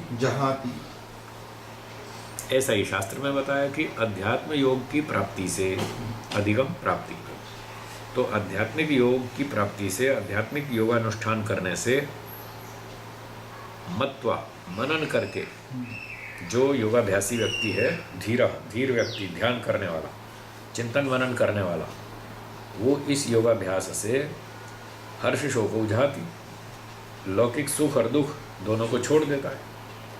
कोई अनुकूलता आ जाए तो खुश नहीं हो जाता, कोई परेशानी आ जाए तो दुखी नहीं होता। ये तो संसार है, यहाँ तो आता ही रहेगा, कभी सुख आएगा कभी दुख आएगा। तो ध्यान करने वाला वैरागी व्यक्ति इन सांसारिक सुख दुखों से परेशान नहीं होता, इनको छोड़ देता है, इनसे ऊपर उठ जाता है, उसका मोक्ष हो जाता है। तो ये होता इसी से, अध्यात्म योग की प्राप्ति से ही होता है। इसलिए वो उसके स्वभाव ही बन जाता है, हर चीज़ उसके लिए अब नॉर्मल हो जाती है, कोई चीज़ उसको उद्वेलित नहीं करती, परेशान नहीं करती। अब तीसरा अर्थ, यद्वा सर्वं प्रकृतिवत् प्रकृति ही खलु सत्वरजस्तमसां साम्यावस्था समअवस्था गुणचेष्टा रहिता तथैव तस्य सर्वं करणं चित्तम् अंतःकरणं गुणवैषम्य रहितं गुणाधिकार रहितं भवति। अथवा तीसरा अर्थ करते हैं, प्रकृति का मतलब यहाँ हो गया मूल प्रकृति, सत्वरजतम। सत्वरजतम की जो साम्य अवस्था है, प्रकृति सांख्य में पहले से हम पढ़ चुके, जो मटेरियल है, उस मटेरियल प्रकृति के बारे में कहते हैं सम अवस्था, अर्थात गुण चेष्टा रहिता। जब प्रकृति बिल्कुल शांत होती है, प्रलय अवस्था, चुपचाप सब परमाणु पड़े रहते हैं, कोई हलचल नहीं होती उनमें, स्थिर अवस्था होती है, शांत हो जाता है, तो उसी के तुल्य तस्य सर्वम करणम चित्तम अंतःकरणम। तो जीवात्मा के जो योगाभ्यासी है, जो यम नियम का पालन कर रहा है, अष्टांग योग कर रहा है, वो भी प्रकृति के समान शांत हो जाता है। चित्त, उसका अंतःकरण बिल्कुल शांत हो जाता है, स्थिर हो जाता है, गुणों की विषमता से रहित हो जाता है। इसको और खोल दिया, गुण अधिकार रहितम भवति। अब उस पर गुणों का प्रभाव नहीं रहता। रजोगुण आए और उसकी स्थिति बिगाड़ दे, अब नहीं बिगड़ती, शांत हो गया, स्थिर हो गया। तमोगुण उठे और उसको चंचल बना दे या मूर्ख बना दे। रजोगुण चंचल नहीं बना सकता, तमोगुण उसको मूर्ख नहीं बना सकता। इन दोनों के प्रभाव से रहित, बस शांत शुद्ध हो जाता है। तो ये सारी चीज़ें उसको शुद्ध बनाने में सहयोगी बनती हैं, तो वो ज्ञान का अंग बनी। इसलिए कर्म और ये जो आदि आदि उपासना है, ये ज्ञान का अंग होने से न तो इनका ज्ञान के साथ समुच्चय है और ना ही विकल्प। ये सार हो गया। सूत्रार्थ। भावना उपचयात शुद्धस्य सर्वं प्रकृतिवत। ईश्वर उपासना करने से, मानसिक जप करने से, अष्टांग योग का अनुष्ठान करने से उस योगाभ्यासी में भावनाओं की वृद्धि होती है, शुद्ध संस्कार बनते हैं, ज्ञान शुद्ध होता जाता है। इस प्रकार से वो शुद्ध हुए हुए व्यक्ति का सर्वम, ये जो भी क्रियाकलाप है, ये सब प्रकृतिवत हो जाता है, ज्ञान का अंग बन जाता है, ज्ञान के तुल्य हो जाता है, उसके स्वभाव के तुल्य हो जाता है। इसलिए ज्ञान और कर्म का समुच्चय नहीं हो सकता। मोक्ष प्राप्ति के मामले में तो नहीं हो सकता। हाँ, पुनर्जन्म प्राप्ति में तो हो जाएगा, मोक्ष प्राप्ति में नहीं। ये सूत्रार्थ हो गया। भवतु भवतु योगाभ्यास ध्यान विषयस्य मुक्ति प्राप्तौ ज्ञानांगतया साधन भावेन वा अनुष्ठेयत्वं कथम तत्सेव्यम इति विव्रियते। तो ये बात पूरी हो गई। अब आगे प्रश्न उठाते हैं कि चलो, योगाभ्यास ध्यान विषय का मुक्ति प्राप्ति में ज्ञान के अंग रूप से साधन स्वीकार कर लिया जावे, साधन के रूप में हो जावे। हमने मान लिया मोक्ष प्राप्ति में ये साधन है और ज्ञान का अंग। तो अब प्रश्न अगला ये है कि ज्ञान के साधन के रूप में हो जाए या अनुष्ठेयत्वम, उसका अनुष्ठान करना चाहिए। तो कथम तत्सेव्यम, इसका सेवन कैसे करें, इसका अनुष्ठान कैसे करें, यम नियम अष्टांग योग का, ध्यान आदि का कैसे सेवन करें। इति विव्रियते, इसका विवरण देते, इसको विस्तार से प्रैक्टिकली बताते हैं कि ये ध्यान आदि कैसे करना चाहिए। सूत्र 30। रागोपहति ध्यानम भाष्यम। संसार शक्ति इंद्रिय भोग प्रवृत्तिर्वा राग। तो कहते हैं ये राग क्या है, इसको समझ लें। संसार शक्ति, संसार की चीजों में फंसे रहना, सक्त रहना, आसक्त रहना, उनमें फंसे रहना। आज खीर खाएंगे, आज मटर पनीर खाएंगे, आज ज्वार की रोटी खाएंगे, आज राजमा चावल खाएंगे, आज कढ़ी पुलाव खाएंगे, आज फलानी चीज़ खाएंगे, तो उसमें फंसे हुए ना। तो ये संसार की चीज़ों में फंसे रहना इंद्रिय भोग प्रवृत्तिर्वा, अथवा दूसरे शब्दों में यूँ कहो, इंद्रियों के भोगों में रुचि बनाए रखना। प्रवृत्ति का अर्थ यहाँ रुचि, इंद्रियों के भोगों में रुचि बनी रहे, इसका नाम है राग। तस्य खलु उपशमो निवृत्ति ध्यानम मनसः स्थिरीभाव। तो ध्यान को समझा रहे हैं, ध्यान क्या चीज़ है। पहले तो राग को बता दिया। राग ये है, भोगों में आसक्ति बनी रहे, इंद्रियों के विषयों में आसक्ति बनी रहे, इसका नाम है राग। फिर कहते हैं तस्य खलु उपशम, उस राग का उपशम हो जाना, अर्थात निवृत्ति हो जाना, वो राग हट जाना।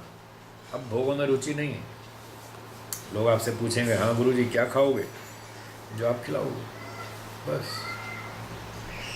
पेट भरना है, जो मिल जाएगा खा लेंगे, फरमाइश कुछ नहीं, ये बनाओ और वो बनाओ। फरमाइश करते हैं तो मतलब राग है, आसक्ति है, उसका सुख लेना चाहते हैं। और अगर सुख लेने की इच्छा नहीं है तो जो मिल जाएगा खा लेंगे, बस जीवन रक्षा के लिए खाना है। इस तरह से उसका उपशम अर्थात निवृत्ति हो जाना, ये ध्यान कहलाता है। कैसे ध्यान हो जाएगा ये? क्योंकि मनसा स्थिरी भाव, जब मन में ये इच्छाएं रहेंगी ही नहीं कि आज कढ़ी बनाओ, आज पुलाव बनाओ, आज मटर पनीर बनाओ, आज पनीर के पकौड़े बनाओ, आज ये बनाओ, जब ये स्थिति रहेगी नहीं तो मन की चंचलता सारी खत्म होगी, तो मन स्थिर हो गया, कुछ नहीं चाहिए, सुख लेने के लिए कुछ नहीं चाहिए, बस जीवन रक्षा के लिए जो मिल जाएगा खा लेंगे, अपना पेट भरेंगे, जीवन रक्षा करेंगे, समाज सेवा करेंगे, परोपकार करेंगे, ईश्वर का ध्यान करेंगे। ये सब करने के लिए शक्ति चाहिए, उस शक्ति को प्राप्त करने के लिए भोजन चाहिए। अब इतने सारे विकल्प हैं, आप जानो, ये आपका विभाग है क्या खिलाना, जो खिलाओगे खा लेंगे। तो ये सब राग का उपशम हो गया, अब वो चंचलता नहीं रही। तो जब मन चंचल नहीं होगा तो शांत हो जाएगा, स्थिर हो जाएगा, इसी का नाम ध्यान है। मन स्थिर हो जाए, इसी का नाम ध्यान है। अब इस ध्यान को समझाने के लिए कपिल मुनि जी ने अपनी अलग शब्दावली बनाई, पतंजलि महाराज ने अलग शब्दावली बनाई योग दर्शन में। किसी भी बात को कहने के कई तरीके हो सकते हैं, अलग अलग ढंग से कोई बात कही जाती है। उन्होंने ये कह दिया योग दर्शन में, तत्र प्रत्यय एकतानता ध्यानम, एक ही विचार मन में लगातार बना रहे, ईश्वर का विचार बना रहे, दूसरा विचार ना घुस जाए बीच में, इसका नाम ध्यान है। अब उसी ध्यान को इन्होंने दूसरे शब्दों में कह दिया, भाई ये मन भागता रहता है, भटकता रहता है, चंचलता बनी रहती है, इसको शांत रखो, है इधर उधर की फालतू बात में मत सोचो मन से। तो उन्होंने पॉजिटिव कह दिया, इन्होंने नेगेटिव कह दिया। उन्होंने कह दिया एक विचार रखो, इन्होंने कह दिया बहुत विचार मत लाओ। तो बात तो एक ही है, इधर उधर की बात मत सोचो, ये ध्यान है। तो राग का नाश हो जाना और राग का नाश होने पर मन का स्थिर हो जाना, यही ध्यान है। इस तरह से तो कोई विरोध नहीं है, केवल प्रस्तुतिकरण का अंतर है। सूत्रार्थ ये बनेगा, रागोपहतिर ध्यानम, राग का नष्ट हो जाना, राग का न रहना और मन का स्थिर हो जाना, इसका नाम ध्यान है। तो ध्यान कैसे लगाएं, उसका उपाय बताते हैं अगले सूत्र में। ध्यान साधनम, ध्यान साधनम, वृत्ति निरोधात्, वृत्ति निरोधात्, तत्सिद्धि, तत्सिद्धि, प्रमाणादि, प्रमाणादि, पंचवृत्तीनां, पंचवृत्तीनां, निरोधात्, निरोधात्, तत्सिद्धि, तत्सिद्धि, ध्यान सिद्धिर्भवति। ध्यान सिद्धिर्भवति। तो ध्यान कैसे बनेगा, कैसे सिद्ध होगा, कैसे ध्यान लगेगा, उपाय बताते हैं। प्रमाण आदि 5 वृत्तियां हैं, योग दर्शन में हम पढ़ चुके हैं। प्रमाण, विपर्य, विकल्प, निद्रा और स्मृति। इन प्रमाण आदि 5 वृत्तियों का निरोध करो, इनको रोको, ध्यान लग जाएगा, मन टिक जाएगा। लोग कहते हैं साहब मन टिकता नहीं, मन बड़ा चंचल है, भागता रहता है, हमको भी भटकाता रहता है, ऐसा लोग शिकायत करते हैं। तो हम पूछते हैं अच्छा आपने और स्कूल में कॉलेज में क्या पढ़ाई की? बोले साहब एमटेक किया है। हमने कहा एमटेक में कितने साल लगे आपको? पहली कक्षा से एलकेजी से पढ़ाई शुरू की और एमटेक तक पहुंचने में कितने वर्ष लग गए? 18-20 साल लग गए। फिर उसके बाद 2-4 साल 5 साल और प्रैक्टिस भी की, तब जाके कुछ समझ में आई एमटेक क्या होती है। तभी तो उसका प्रयोग कर पाएंगे ना विद्या का, जब 5-7-10 साल आप प्रैक्टिस करेंगे। तो 25-30 साल मेहनत करने के बाद आपको थोड़ी बहुत साइंस और फिजिक्स समझ में आई। तो आपने ध्यान में कितने साल लगाए? कितने साल सीखा आपने ध्यान? कहीं भी सीखने नहीं गए, ना किसी से सीखा, ना कोई विधि जानी, ना कोई प्रैक्टिस की, ना मेहनत की, ना पुरुषार्थ किया, तो ऐसे ध्यान थोड़ी आ जाएगा। एक अच्छा वैज्ञानिक बनने के लिए 30-40 साल मेहनत करनी पड़ती है। तो मन को साधना ये तो और भी कठिन है। मन का नियंत्रण करना तो उस फिजिक्स पढ़ने से ज़्यादा कठिन है। उसमें आपको 30-40 साल लग गए, तो इसमें भी 30-40 साल कुछ तो लगाओ, 10 साल 5 साल 20 साल कुछ तो लगाओ, तभी तो मन कुछ पकड़ में आएगा, तभी तो टिकेगा ना। तो लोग मेहनत कुछ करते नहीं, सीखते कुछ है नहीं और शिकायत करते साहब हम बैठते हैं मन तो टिकता नहीं। ऐसे थोड़ी टिकेगा। सीखो, अभ्यास करो, फिर टिकेगा। लंबे समय तक अभ्यास करना होगा। तो प्रमाण आदि जो 5 वृत्तियां हैं, इनको रोकना होगा, इनकी विधि सारी सीखनी पड़ेगी, मनोविज्ञान को समझना पड़ेगा। ये वृत्तियां क्यों उठती हैं, कैसे उठती हैं, ये सारा सीखना पड़ेगा। इनको कैसे रोका जाए वो सारी विधि सीखनी पड़ेगी। फिर रोज़ उसका अभ्यास करना पड़ेगा, प्रैक्टिस करनी पड़ेगी, तो ध्यान सिद्धि हो जाएगी, बिल्कुल हो जाएगी। सूत्र का अर्थ है वृत्ति निरोधात् तत्सिद्धि। प्रमाण विपर्य आदि जो 5 वृत्तियां हैं, इनको रोक देने से ध्यान की सिद्धि हो जाती है, फिर ध्यान टिकने लगता है। जी, प्रश्न बोलिए। एक तो ये वृत्ति है, इसमें एक शब्द वृत्ति भी है प्रमाणों के अंतर्गत। प्रमाण, शब्द प्रमाण भी है। हाँ, शब्द और जो प्रमाण। हम शब्द लेते हैं हाँ। ध्यान करने में, हाँ तो वो वृत्ति छोड़ना हाँ और वो उसको रिपीट करते रहना या हाँ। उसकी भावना बनाए रखना, तो वो कुछ भी टकराव जैसा लगता है। हाँ थोड़ा सा।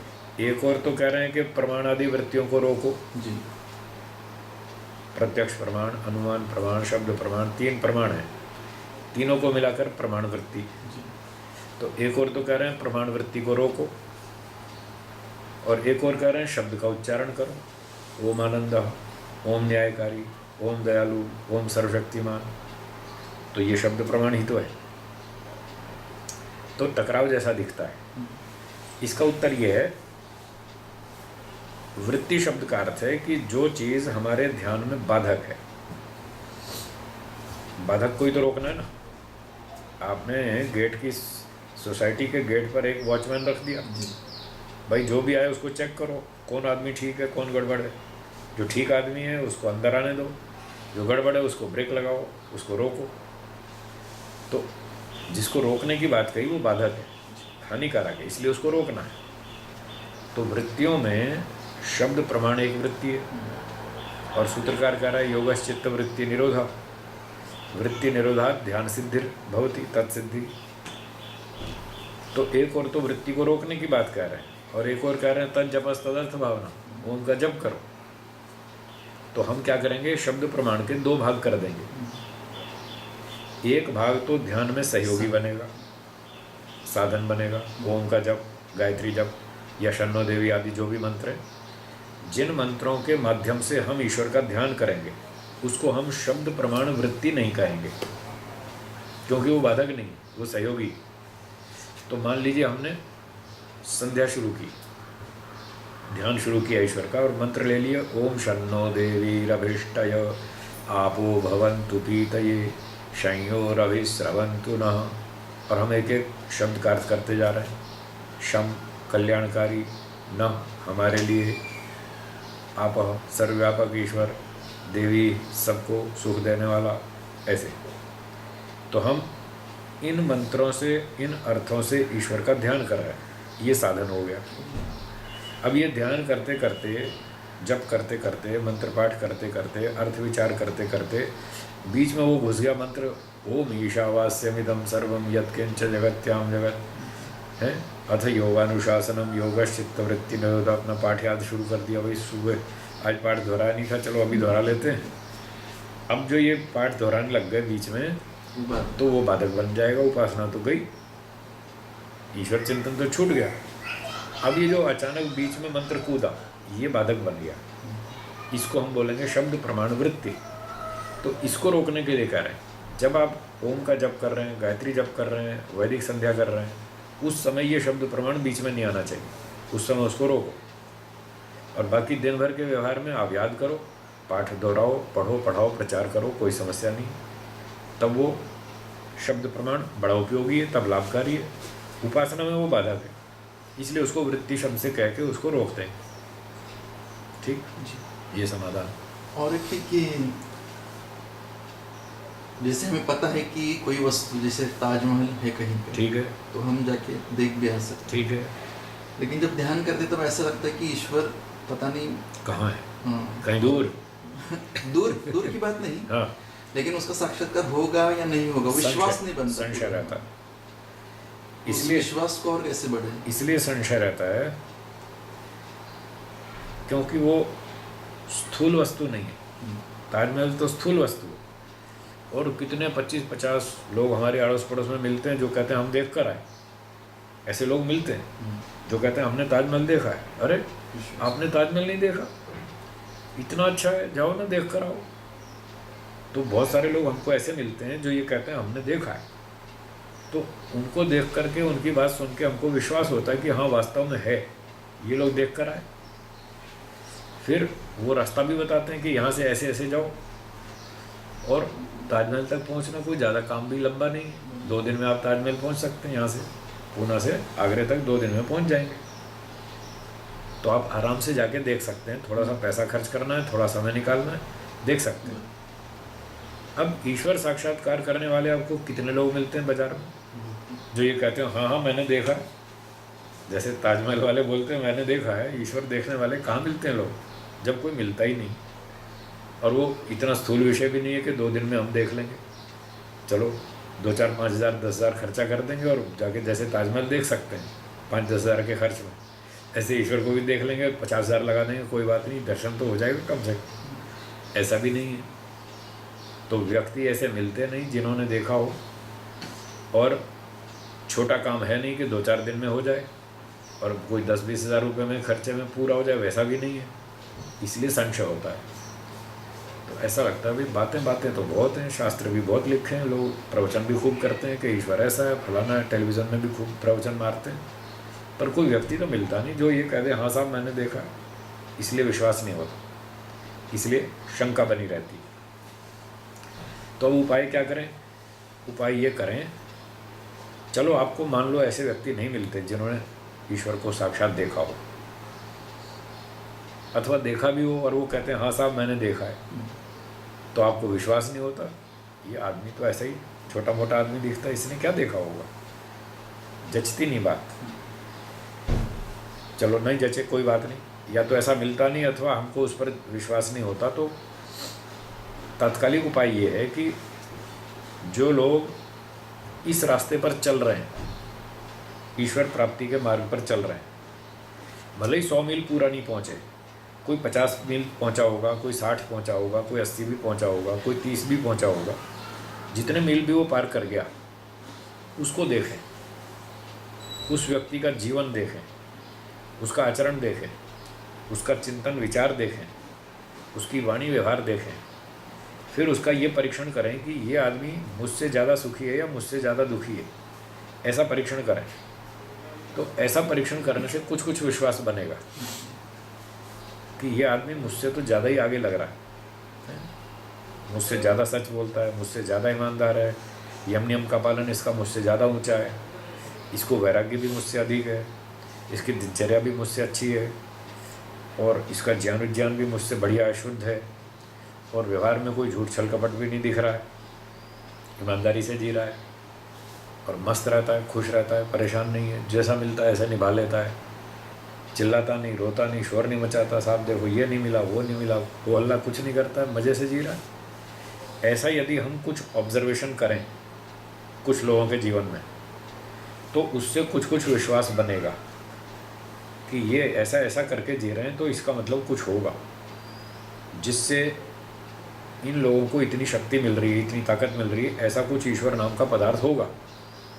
यदि ईश्वर नहीं होता तो इनके पास तो भौतिक साधन हमसे भी कम है, तो ये तो हमसे ज़्यादा दुखी होते। अगर भौतिक साधन ही है केवल सुख देने वाले और आत्मा ईश्वर आदि कुछ नहीं, तो भौतिक साधन तो हमारे पास इनकी तुलना में अधिक है, तो फिर हम ज़्यादा सुखी होते। पर ऐसा तो नहीं लग रहा है। ये लोग हमसे ज़्यादा सुखी हैं, ये लोग हमसे ज़्यादा ईमानदार हैं, हमसे ज़्यादा राग द्वेष से मुक्त हैं, हमसे ज़्यादा अच्छे कर्म कर रहे हैं। ऐसे हम अनुमान लगा सकते हैं। इस तरह से चलना होगा।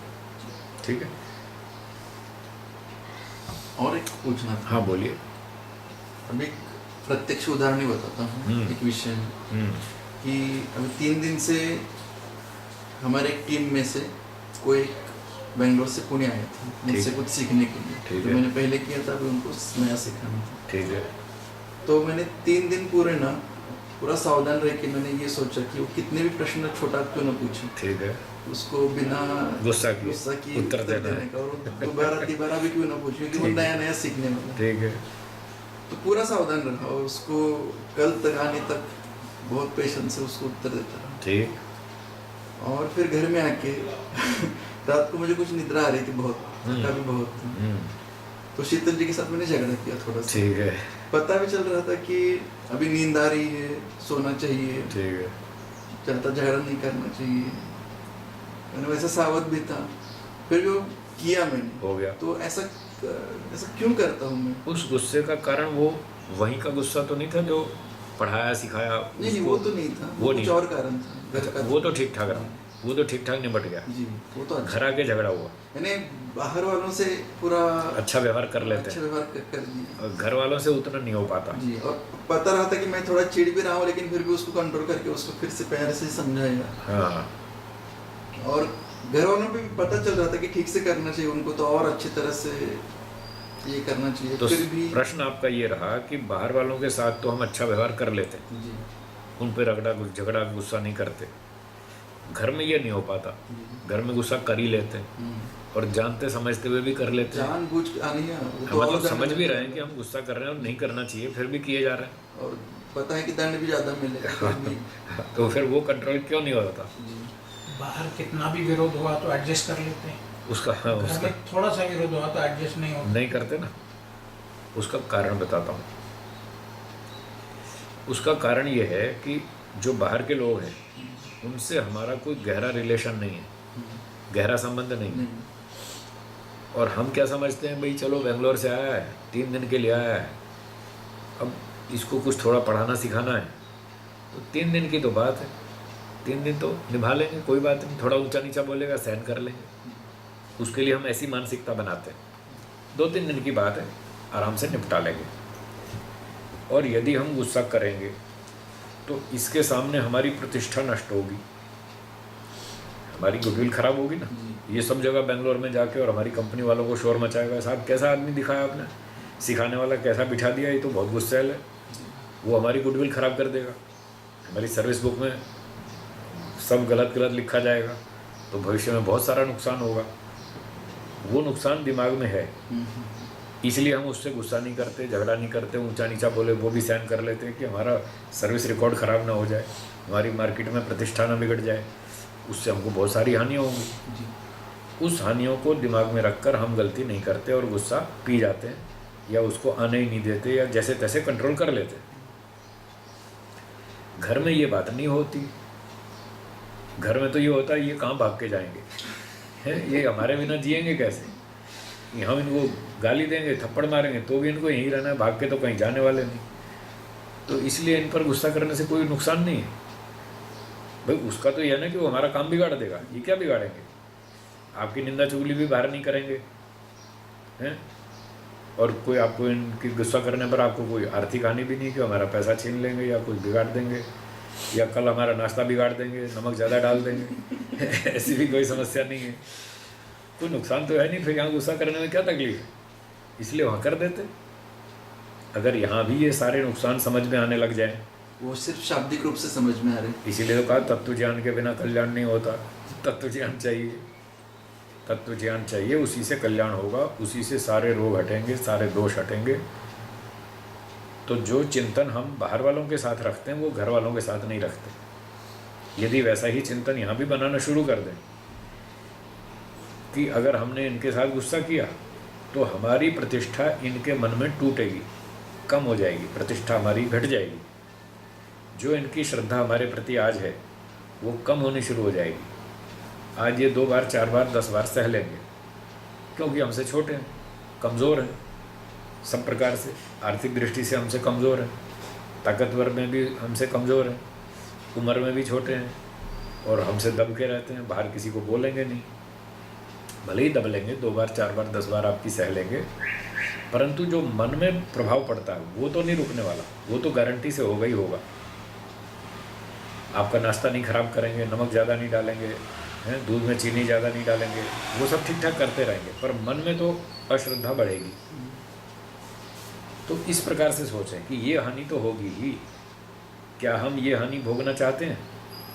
अगर नहीं चाहते तो अब वहाँ भी संयम कर लेंगे, बस उस हानि को दिमाग में रखें। इसलिए मैं रोज़ कहता हूँ दंड के बिना कोई सुधरता नहीं। दंड याद रखो, हम गलती करेंगे दंड मिलेगा, हमारा नुकसान होगा, हमारी हानि होगी। उस हानि को सोचना, उस हानि को समझना कि क्या हानि होगी। ये बाहर की हानि तो नहीं करेंगे पर घर में श्रद्धा की हानि हो जाएगी, जो आपस का प्रेम है वो घट जाएगा, जो सेवा की भावना है, जो समर्थन की भावना है, प्रोत्साहन की भावना है वो कम हो जाएगी, इतना सारा नुकसान होगा।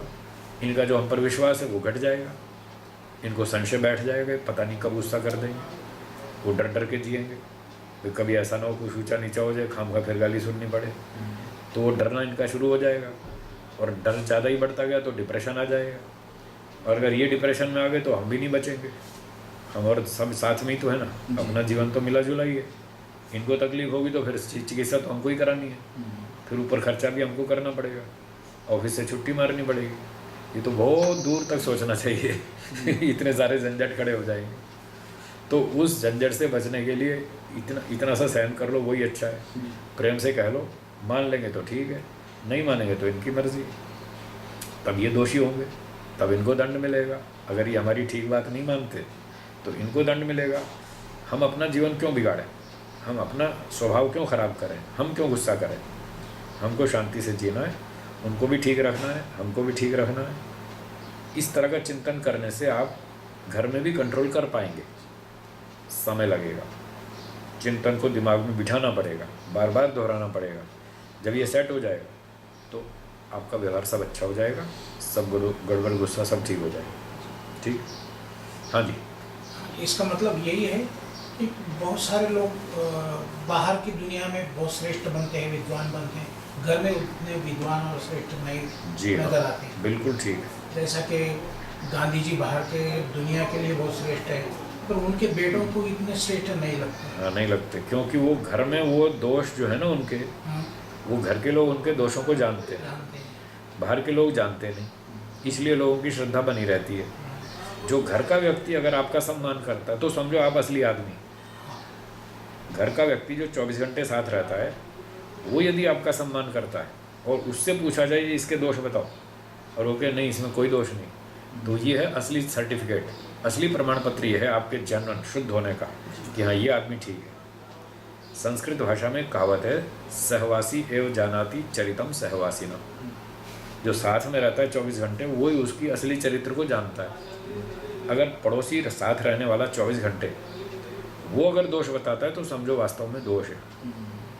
अगर वो कहता है नहीं इसमें दोष नहीं है, ये गुणवान व्यक्ति है, तो बस समझ लो ये वास्तव में गुणवान है। तो संसार में क्या होता है, लोग दिखावा बहुत करते हैं, दुनिया को तो बहुत दिखाते हैं हम बड़े अच्छे हैं, हम पढ़े लिखे हैं, हम ईमानदार हैं, हम समझदार हैं, हम सत्यवादी हैं, हम सब अच्छा करते हैं, कुछ ड्रामा नाटक भी कर लेते हैं। अब दूर के लोग उनके साथ रहते नहीं, वो विश्वास कर लेते हैं हाँ साहब ऐसा ही होगा, इसलिए लोगों में ये भ्रांति फैलती है। असली प्रमाण तो वो है तब जब घर का व्यक्ति बोले कि नहीं साहब इसमें कोई दोष नहीं। हमारा व्यवहार घर में अच्छा नहीं है, जी दोषपूर्ण है। जी, इसका कारण यही है। कारण यही है कि हम अपने घर के व्यक्ति को अपने से कमज़ोर समझते हैं, दोषपूर्ण व्यवहार, कमज़ोर मानते हैं, और हम उस पर अन्याय कर लेंगे और हमें इसका कोई नुकसान नहीं उठाना पड़ेगा, ये मानते हैं। इस सोच के कारण हम उल्टे सीधे व्यवहार करते रहते हैं और हम अपने दोषों को ठीक नहीं करते, पर उसका नुकसान तो होता ही है। ईश्वर न्यायकारी है, उसने नियम बना रखे हैं, आप जिसके साथ भी गड़बड़ करोगे उसका दंड आपको भोगना पड़ेगा। आज भोगना पड़े, 6 वर्ष के बाद भोगना पड़े, 50 साल के बाद भोगना पड़े, या 2, 4, 5, 10 जन्म के बाद भोगना पड़े, दंड तो भोगना ही पड़ेगा निश्चित रूप से, उससे कोई छुटकारा नहीं। बस ये समझ में आना चाहिए। जिसको ये समझ में आ जाएगा वो गलती नहीं करेगा, वो कहेगा मुझे दंड भोगना नहीं है। फिर चाहे घर का हो चाहे बाहर का हो, कोई भी हो, उसमें भी आत्मा है, बाहर वाले में भी आत्मा है। तो मुझे धोखा नहीं देना है किसी को।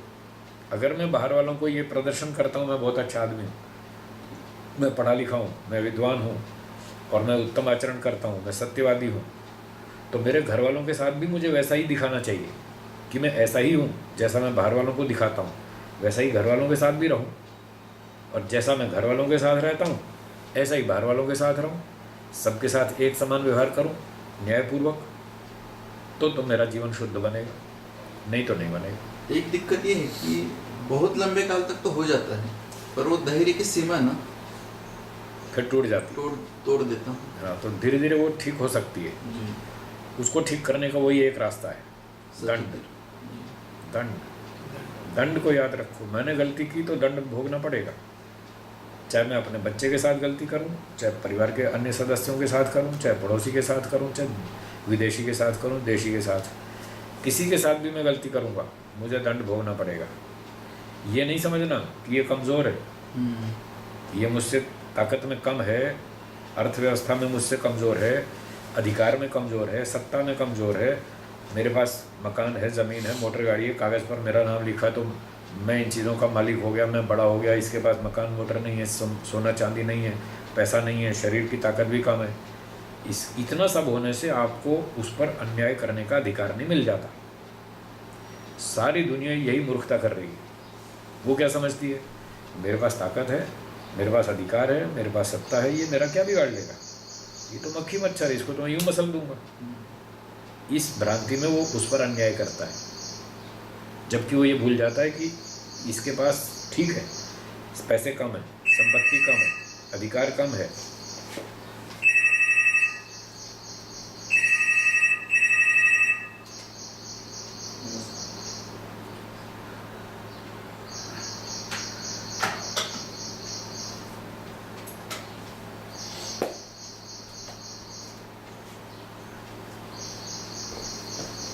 वो व्यक्ति ये भूल जाता है कि इसके पास शक्ति कम है, ये कमज़ोर है, इसके पास शक्ति कम है, अधिकार कम है, बल कम है, और मेरे पास इससे अधिक है। ये सब होते हुए भी, ये सब होने के बावजूद भी वो व्यक्ति ये भूल जाता है, अन्याय करने वाला, कि ईश्वर इसके साथ है। ये भूल जाता है। इस मूर्खता से वो अत्याचार करता है, अन्याय करता है। उसको ये याद रखना चाहिए कि ईश्वर जो है वो कमज़ोर के पक्ष में रहता है, बलवान के पक्ष में नहीं रहता। ये भूल जाता है। वो सोचता है मैं बलवान हूँ, मैं इसका बिगाड़ सकता हूँ, ये मेरा क्या बिगाड़ लेगा। उसको पता नहीं है भगवान इसके साथ है, वो मेरा सत्यानाश कर देगा, मुझे मसल के रख देगा। एक माँ के 2 बच्चे हैं, एक कमज़ोर है, एक बलवान है। बलवान जो है वो कमज़ोर को पीटता रहता है, तो माँ किसकी साइड में बोलेगी, कमज़ोर की साइड में बोलेगी। तो संसार में भी कोई बलवान है, कोई कमज़ोर है। तो ईश्वर हमारी माँ है, हम उसके सारे बच्चे हैं। जो कमज़ोर होगा ईश्वर तो उसकी साइड में रहेगा, वो उसका रक्षक है। अब इस बात को वो भूल जाता है, वो अपने अभिमान के नशे में रहता है और सारे अत्याचार करता रहता है। इसलिए व्यक्ति को ये सोचना चाहिए, भले ही मेरे पास ऊंची ताकत है, सत्ता है, अधिकार है, संपत्ति है, सब कुछ है, ये मुझसे कमज़ोर है, पर ईश्वर इसके साथ है। मैंने इस पर अन्याय किया तो वो जूते मारेगा, छोड़ेगा नहीं, मेरी धुलाई पिटाई अच्छी सी करेगा, जम करके पशु पक्षी बना देगा। बस ये चिंतन रहेगा तो व्यक्ति अन्याय नहीं करेगा। ये गहरा सिद्धांत है, गहरा सिद्धांत है। गहरा सिद्धांत है। ये बात दिमाग में 24 घंटे रखनी चाहिए। जिसके दिमाग में रहती है वो अच्छा रहता है, सबसे अच्छा व्यवहार करेगा, उसको दंड दिखता है। मेरी एक मूर्खता ये है कि जो छोटी छोटी गलतियां है ना, उसको मैं छोटा समझता हूँ, और जो बड़ी है उसमें बहुत सावधान होकर बचने की कोशिश करता हूँ। तो छोटी छोटी गलतियों को भी उतना ही महत्व दें, उसको इग्नोर नहीं करें, उपेक्षा ना करें कि ये तो छोटी सी गलती, ये छोटी गलती ही कल बड़ी बन जाएगी। ये छोटी छोटी गलतियाँ कल हमको बड़ी बड़ी गलतियाँ करने पे मजबूर कर देंगी, क्योंकि इन्हीं छोटी छोटी गलतियों से हमारी आदत बिगड़ती है। आज हमने एक गलती की और ये मान के छोड़ दिया, ये तो छोटी सी है, चलो कर ली, फिर इधर दूसरी गलती कर ली, वो भी छोटी सी है, वो भी कर ली, फिर तीसरी भी कर ली, ऐसे गलतियाँ बढ़ती जाती। अगर थोड़ी सी आग लगी हो तो आप उसको छोड़ देंगे, तो थोड़ी सी है, क्या बिगाड़ लेगी। थोड़ी सी आग को छोटी सी मत समझो, वो बढ़ जाती है। शरीर में छोटा सा रोग हो गया, उसको छोटा मत समझो, छोड़ दिया तो बढ़ जाएगा। इसलिए अग्नि को कभी छोटा नहीं समझना, उसका तुरंत इलाज करना चाहिए। रोग को कभी छोटा नहीं समझना चाहिए, उसका तुरंत इलाज करना चाहिए। दोष को कभी छोटा नहीं समझना चाहिए, उसका तुरंत ब्रेक लगाओ, वरना वो बढ़ जाएगा। तो इस तरह से हमको सोचना चाहिए, दोष दोष ही है, छोटा हो चाहे बड़ा हो, सबका इलाज करना है, हटाओ इसको, वो हमारे लिए हानिकारक है। ऐसा सोचें, ठीक हो जाएगा। ठीक है जी। तो यहाँ विराम देते हैं, एक बार ओम का उच्चारण करें।